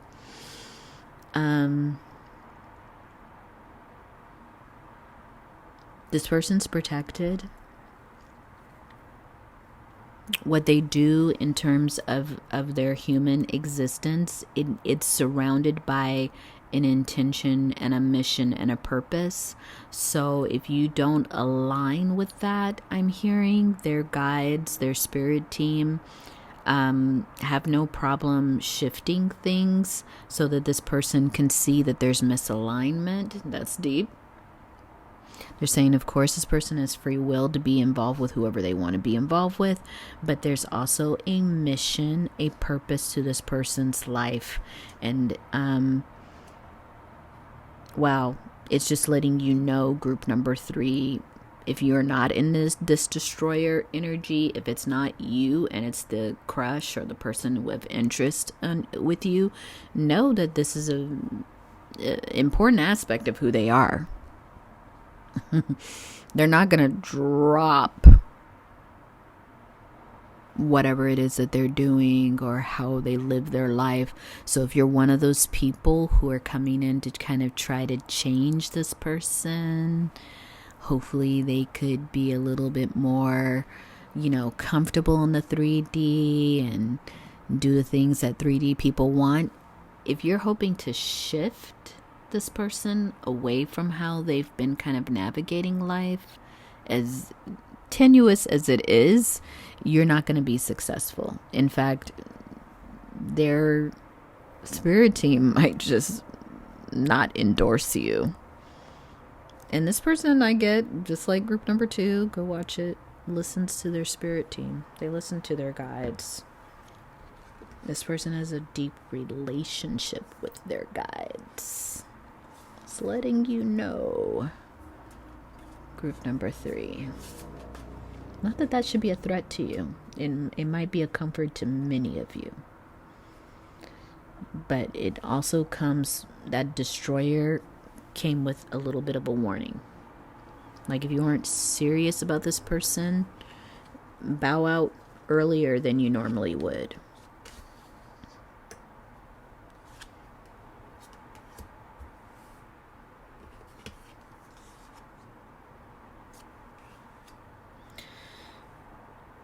So person 2. Whenever I see this and I just look at that past king tide, same. Didn't we just talk about equinox? Wow. Y'all. These groups, man, maybe I should have smudged a little bit more, or there's just... the energy is part of the collective's energy. Person number 2. This is someone who they need to know. This person is an avid student. This person likes to study. This person, even in many ways, in many aspects of their life, they take the role of the student. Always trying to learn, always being curious about people, environments. This person does a lot of exploring. They could be Aquarius in their energy. They don't have to be. But there's a certain air quality to this person, air as in the element, that has them thirsting for knowledge. This person is a seeker, quite literally. Even if you just drop them into what you would think would be a mundane situation, you're like, here, stay put. I'm going to just drop you in this middle American neighborhood that's full of sliced white bread, and I just want you to stay put. Spirit is showing this to me. This person wouldn't be able to do that. Like this, you would come back and this person has already found out like the dynamics of the neighborhood, what family is what. This is someone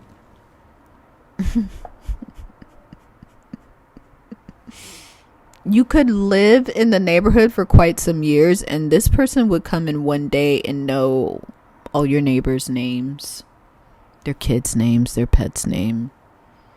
This person would know what organizations are very helpful in the neighborhood and which ones aren't doing very well.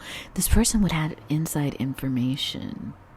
Why what neighbor doesn't talk to this neighbor, and even some information on you.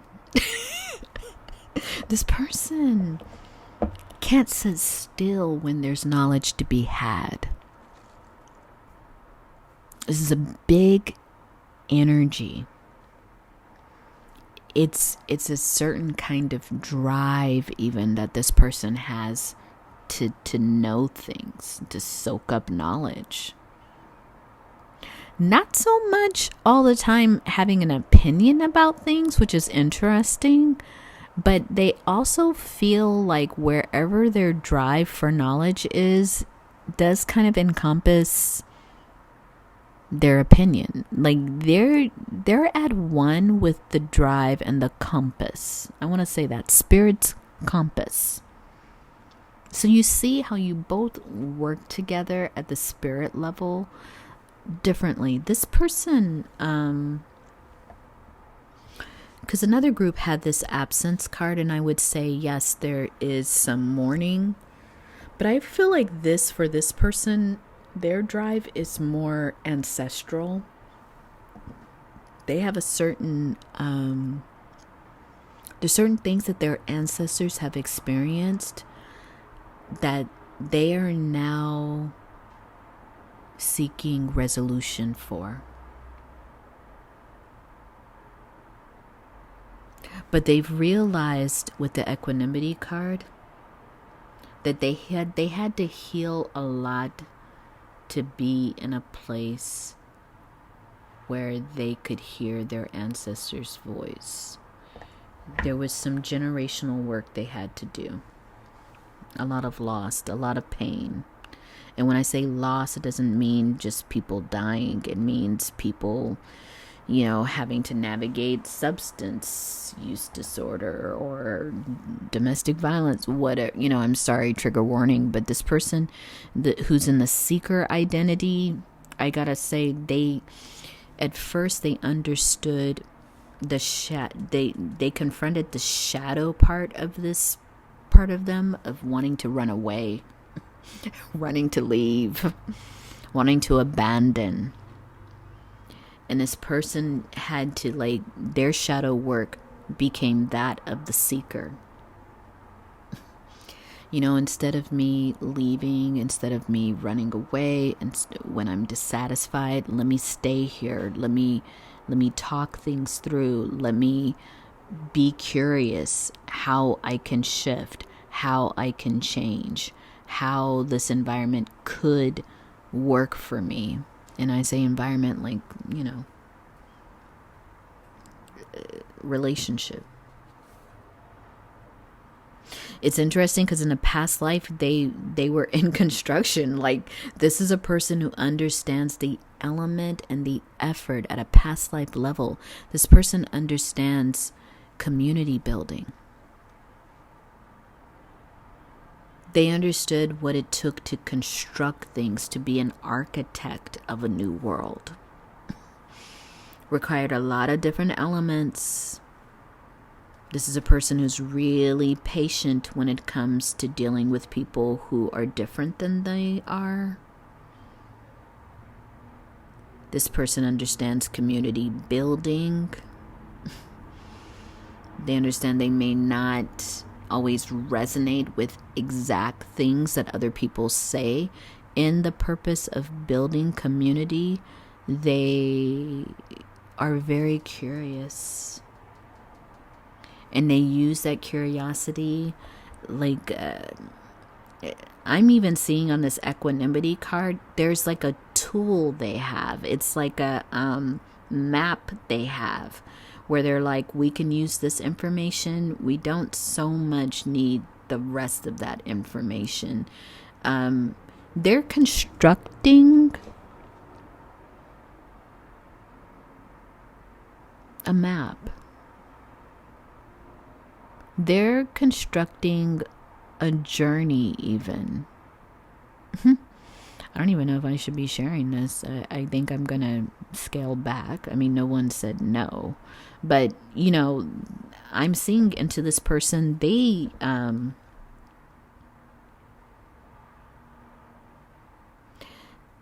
They're seeing something really shamanic about the journey of healing. And their purpose is to understand where we get cut off in our relationships to information. In their mind, if you stay as neutral as possible, you will receive powerful information that can help bring you towards evolution. That's pretty deep. So this one, you know, this seeker person, they have not lost their past life touch of wanting to relate to the world in a very constructive manner as a master carpenter, in which, you know, Yeshua was. If you follow the story of Yeshua. Yeshua was a carpenter, understood the elements of building, what it took to build, how to assess. Not only someone comes to you and they say, I want a chair. Okay, well, what is this chair going to be used for? How many people do you want it to fit comfortably? What kind of environment do you need it for? Is it an outdoor chair, indoor chair? A person who's a carpenter that you're asking, oh, can you build this for me? They're going to want specs. They're going to want, so they know the things to ask for being in this role. They know what to look out for. And they allow their mind to be formed by the request. So this is what made them a master. Someone would come to them and say, I need a chair. They didn't have like printed things that they just do, like, oh, sure, carbon copy, here's a chair, I'll slap my name on it so you'll know that it was made by me. No, when someone came and they said, I want a chair, this person would be like, okay, well, you answer these questions. It's going to be unique. It's going to be based on your needs. And so you've got to understand that this person, that's everything in their life. They live in a cosmic ocean that's forever bringing in people and cycling them out. Bringing in experience and cycling it out. This is this person's equanimity. They don't try to hang on to things, to people, situations. They understand the flow, the true spiritual flow of life. This is why I was hearing the laugh of spirit when I see these two energies together. Because the seeker and the destroyer, they will activate each other. They will activate each other. I don't even have to pull any more cards to know that.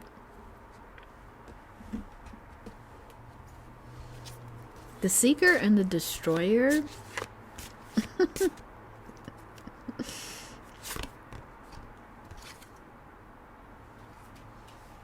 immediately are going to see the red flags. Like, oh, heck no. And they will forever take a stance of like, no, you know what I'm looking for is worth waiting for. So already I can tell you the conditions in which these two energies come together. They come together over affirmation of the negative. I hate to say it, you all, group number 3, but I wouldn't be truthful if I didn't admit this. And Spirit's like, listen, if we have to do this little education, a break for educational purposes, there are some relationships that exist because of the affirmation of the negative, meaning this person doesn't want any more red flags in their relationship, you or this person. Understanding it's worth waiting for to have some sense of shared value and shared the things that you both find worthy. It's worth having that be a shared agreement. This person doesn't want to spend a lot of time to find out what's important to you. They'd rather ask. They'd rather see it. They don't want to assume it. This is a person who cherishes being direct because they've understand in codependency. The error of their ways in the past has been to be what someone wanted them to be, at the expense of what they desired, at the expense of their own mind, their own philosophies. This could be you, group number 3. This could be the other person. It could be both of you. That codependency in many ways has cost both of you a tremendous amount of time. And I see between the both of you, group number 3, a sense of not wanting to repeat harms. Harms done to you, harms committed, whatever you call it. I think you both are just going to have a sense of like, I'm good. Whatever it is, you're like, I'm so good on this part. Like, I don't need any deception this way. So let's see. What is happening is that this confirmation of the negative, it gets wiped out. The boxes are checked. The closet is cleared of any skeletons. This is that kind of connection. This is kind of that kind of crush. At this point, you decide who you are. But it's going to be one of these conversations starts to happen. Like, what's in there? Like, I'm willing to share all of my experiences. I don't have a closet to keep my skeletons in. They're quite free. And, that's going to be so refreshing to the both of you, group number 3. Like, there's nothing hidden here. If you want to ask me, I will let you know. And you may even be coming in and being around a lot of people in this group. There's chatter about who each one of you are, because I gotta say, the energy of being a destroyer or a seeker, both of you, you entice the tongue, both of you. Like, there's people who swear they are not into gossip, but when it comes to either one of you or both of you, people's tongues wag. People want to know you both so badly. But I mean, it's not showing up here, but it's like, but both of you are in high priest energy. Like, you don't let anyone in. And so there's something about getting to know each other. It just levels up the desire between the both of you. It ignites the both of you to learn each other's secrets. And maybe not all of them, because I know who you are, destroyer and seeker. You're not going to share everything. And I think you both, between the destroyer and the seeker, there's that you both understand. There will be things about my partner, some experiences my partner has had that they will never share with me, that those experiences belong solely to my partner to hold, to digest, to make meaning of.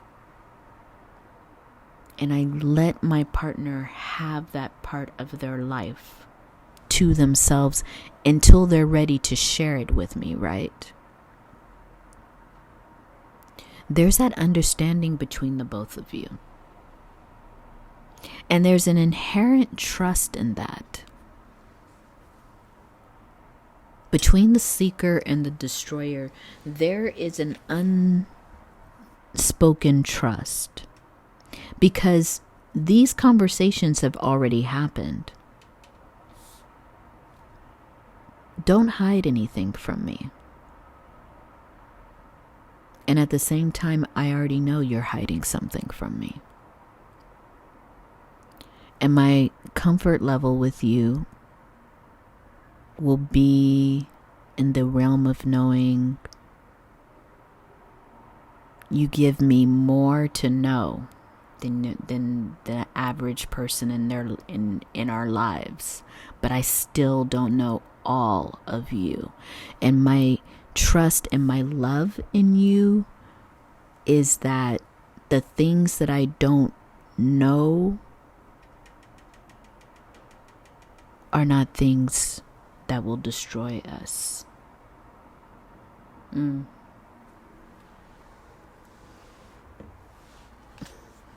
I'll leave that there.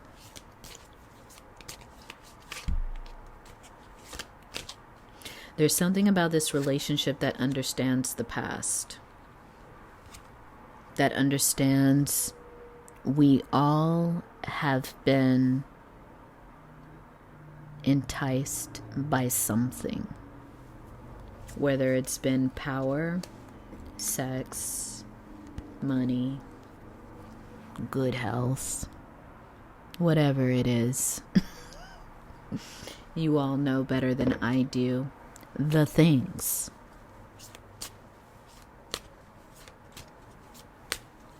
That come with life's experiences, right? But our ancestors have made it so that when we start to work with them,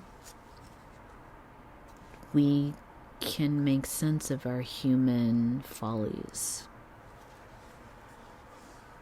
At the bottom of the deck is magical moments. When we start to work with our ancestors, we understand the magic of all of our experiences, good and bad, bringing us to a place where we can be who we are now. There's lessons. Continues to be a lot of lessons. So, group number 3, the promise of this relationship, when I said that, it hinges on a lot of self-acceptance and acceptance of the other. Look at that. I'm going to have to cover it up too. The Lovers. Because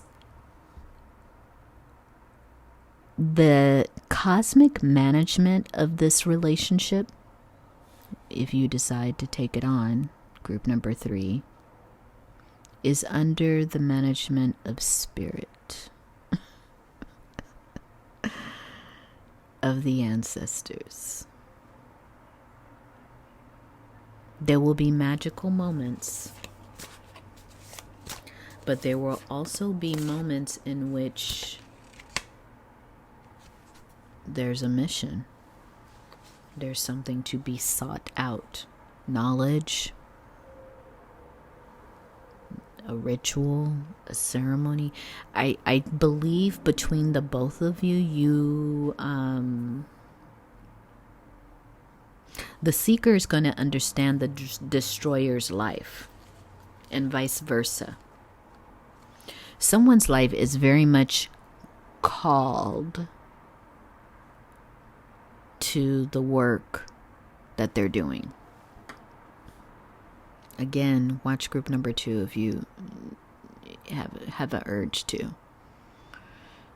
Someone's work, though, I'm going to pull out because Spirit said there could be a lot of different examples of this other than spiritual. Someone's work could be they're a specialist that literally has to fly to different locations to do the work that they do. That could be medically, that could be industry-wide. Whatever it is, this person's work calls them. This is quite literally their career. This is how they've made their money. This is their expertise, their skill. It's who they are. Their life has not been easy. Their work has created, I'm hearing the term, their work has killed many of their relationships. And they may joke about it because their actual work is meant to save lives. This is so specific, but you will hear a reference to this, group number 3. That the work that they do saves lives or creates compassion or is about peace or whatever the mission is of their work.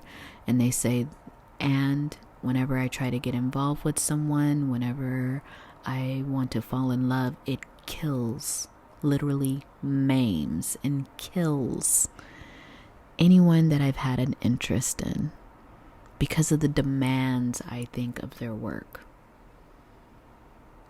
But when they meet you, group number 3, there's a change, there's a shift. And I think it's because of the dynamic of being the seeker, one of you the seeker, one of you the destroyer. The seeker, if this is you, group number 3, you understand their mission. You just do. And maybe they've finally met in you, group number 3, someone whose ego is intact enough to not challenge that.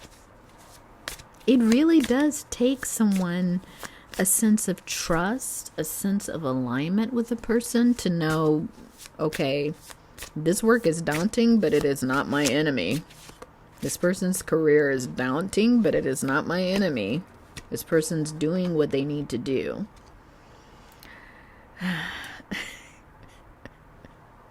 I hope you're doing well in all of this. They're hoping this doesn't scare you, group number 3, because they find you so amazing. They find you immediately like someone they can trust. I think what is not kind of unusual for this person, but it can be very frightening for people, is that this person, sometimes they move quickly in life because of the circumstances of the work that they do. They're often not in a place very long. They come in and they wait for things that there's an aspect of their work, either things have already been destroyed when they come in and they are there to help in the healing process, or they are in a stage where they're coming in for something that's actively needing to die, and they come in to facilitate in a good way, in a grounded way, in a loving, compassionate way, the end. So take that across the different career timelines. This person could quite literally be a hospice doctor. This person could be anything, a funeral director. I mean, whatever they're doing in the destruction, decay process of death, transmutation, there's something so deep about their work, group number 3, that they quite literally, and I'm kind of going over time here and I apologize, there is just, I want you to know this person. They act quickly because there's so much of their life that is constantly transforming. Something about the work that they do moves them around. When they meet someone that they have any kind of resonance with, any kind of seeming like they could possibly connect with, they want to deepen immediately. They want to see where this will take them. They need an anchor. They understand in their line of work, and this is their new understanding. It hasn't always been this way.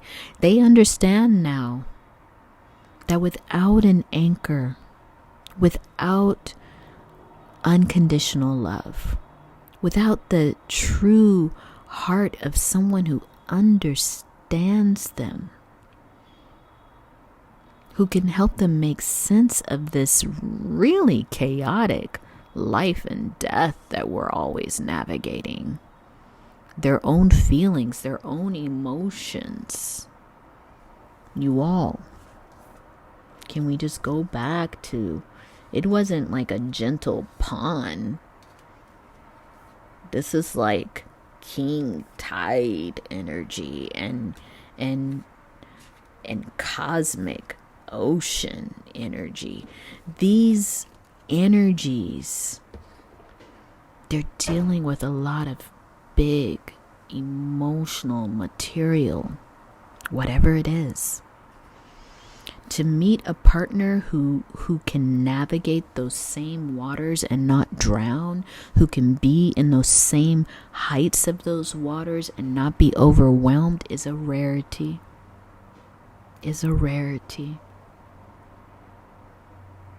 And that's what you both, group number 3, will discover about each other right away. Oh, you're a deep diver. You don't get dysregulated when some deep shit happens. That's what they're gonna like about you. This one might be running over because I want to tell you what they fantasize about you, group number 3. What's the fantasy? And know that I might have to cover up some of these if they're little. This one has a breast showing. They're gonna court you. They're gonna take it slow. I don't know what it is. They want you to know them, but they are gonna put you on somewhat of a pedestal. So they're giving fan energy immediately, and I hear them. They're like, yes, look at that, you all. Look, in both of these pictures, I mean, I'm only covering the person's breast, but below there is an offering of a flower. The next card, an offering of a flower. This person is going to work on you. Just breathe, group number 3. They're going to work on you. They know what you've had to have worked with. The rarity of what you are. Maybe group number 3 has put you in a place where you don't think your energy would ever be matched. That you don't think anyone would ever understand you. Some of you really quite literally said, I am just going to be alone in this world because what I'm asking for is too big, it's too unusual, it's too weird. And I'm here to say this connection, this person will not think that.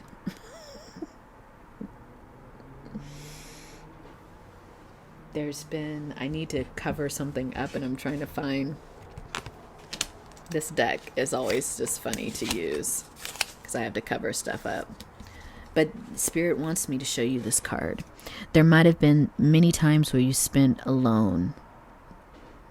Low-key, some of you might have been drinking a little bit, just wallowing in your desires. Like, I might be alone for the rest of my life. And this person, no, they come in, they're like, no, this is not how it's going to be. I completely understand you. Not only that, I'm attracted to you. This person's attracted to you. They have fantasies of really coming in and helping you to heal from isolation. They want to make love to you.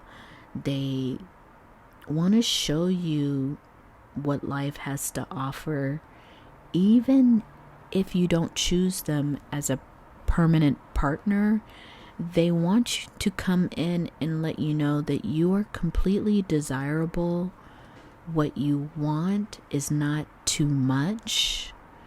This is going to be one of those lovers that recalibrates your sense of worthiness. Maybe for some of you, it was teetering on, I don't know if I look this way or I look that way. This is going to be someone, they're like, you are such a gift. I don't want to see you even attack yourself. This is someone that's going to be finding it very hard if you self-deprecate, or they just see you in such a way that they're like, there's no way that you would have any doubts about yourself. Through their lens, you're perfect. Even though they know that you're not.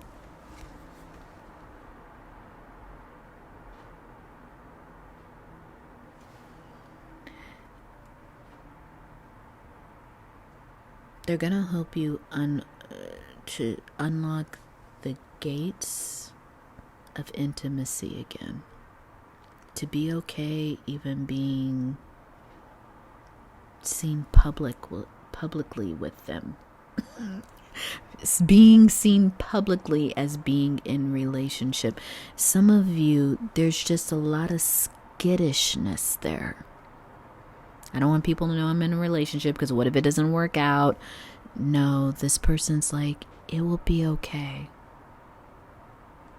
They're going to help you shift that last remaining drive to control public perception. They're just like, let people think and do what they're going to do. I'm concerned about us. That's what this person's whole MO's going to be. I'm concerned about us. I'm really not concerned about other people. And they're going to help you to release that. Whatever it is, a sense of shame, a sense of self-doubt, whatever it is. They're going to love you. At the bottom of the deck, there's definitely some intimate actions happening in a relationship. When you all decide to, when you hang that up for yourself, there's a sense of, and I'm not going to show it to you, it's just your relationship becomes the fulfillment. Go and try to find the story of Shakti and Shiva. There's something about like when Shakti and Shiva finally recognized each other, there was several, I don't even know how it's described, centuries, years of ecstasy that they're in. They're like purely merging with each other again after so many years, lifetimes, feeling like they were looking for each other. They find each other and there's just nothing but orgasmic joy. And the story goes for, I don't know how long it goes. It goes for a long time. There could literally be people that are like, these two, when they found each other, they just disappeared off of the face of the earth. And the implication is that you all just made love. You just made love even until you're tired, and then you go back again and just make more love. Like, there's a sense of insatiability. Is that a word? Like, you all, there's a deep finding of each other that has to happen, that can literally consume you both, where no one else is included. It's like, I can't get enough of this person. It's not obsessive. It's more of just like, this is my water. This is my meal. This is my nourishment. That kind of relationship. Group number 3. So that's, if you're interested in that. I kind of frame it at the very end. If you're interested in that, that's this person, group number 3. They're a destroyer. They will destroy you. You are a seeker. You will see them. And you will build with that energy. The energy of and that goes in the cycles of life and death and life again. All right, group number 3. I ran a little over on this one. I do apologize, but if you connect with this reading, connect with anything I've said, already know that we're in the same soul tribe, please subscribe and like this video. If you click that bell, you'll be notified when I upload different readings. But either way, I'm very happy we're connected. Take care.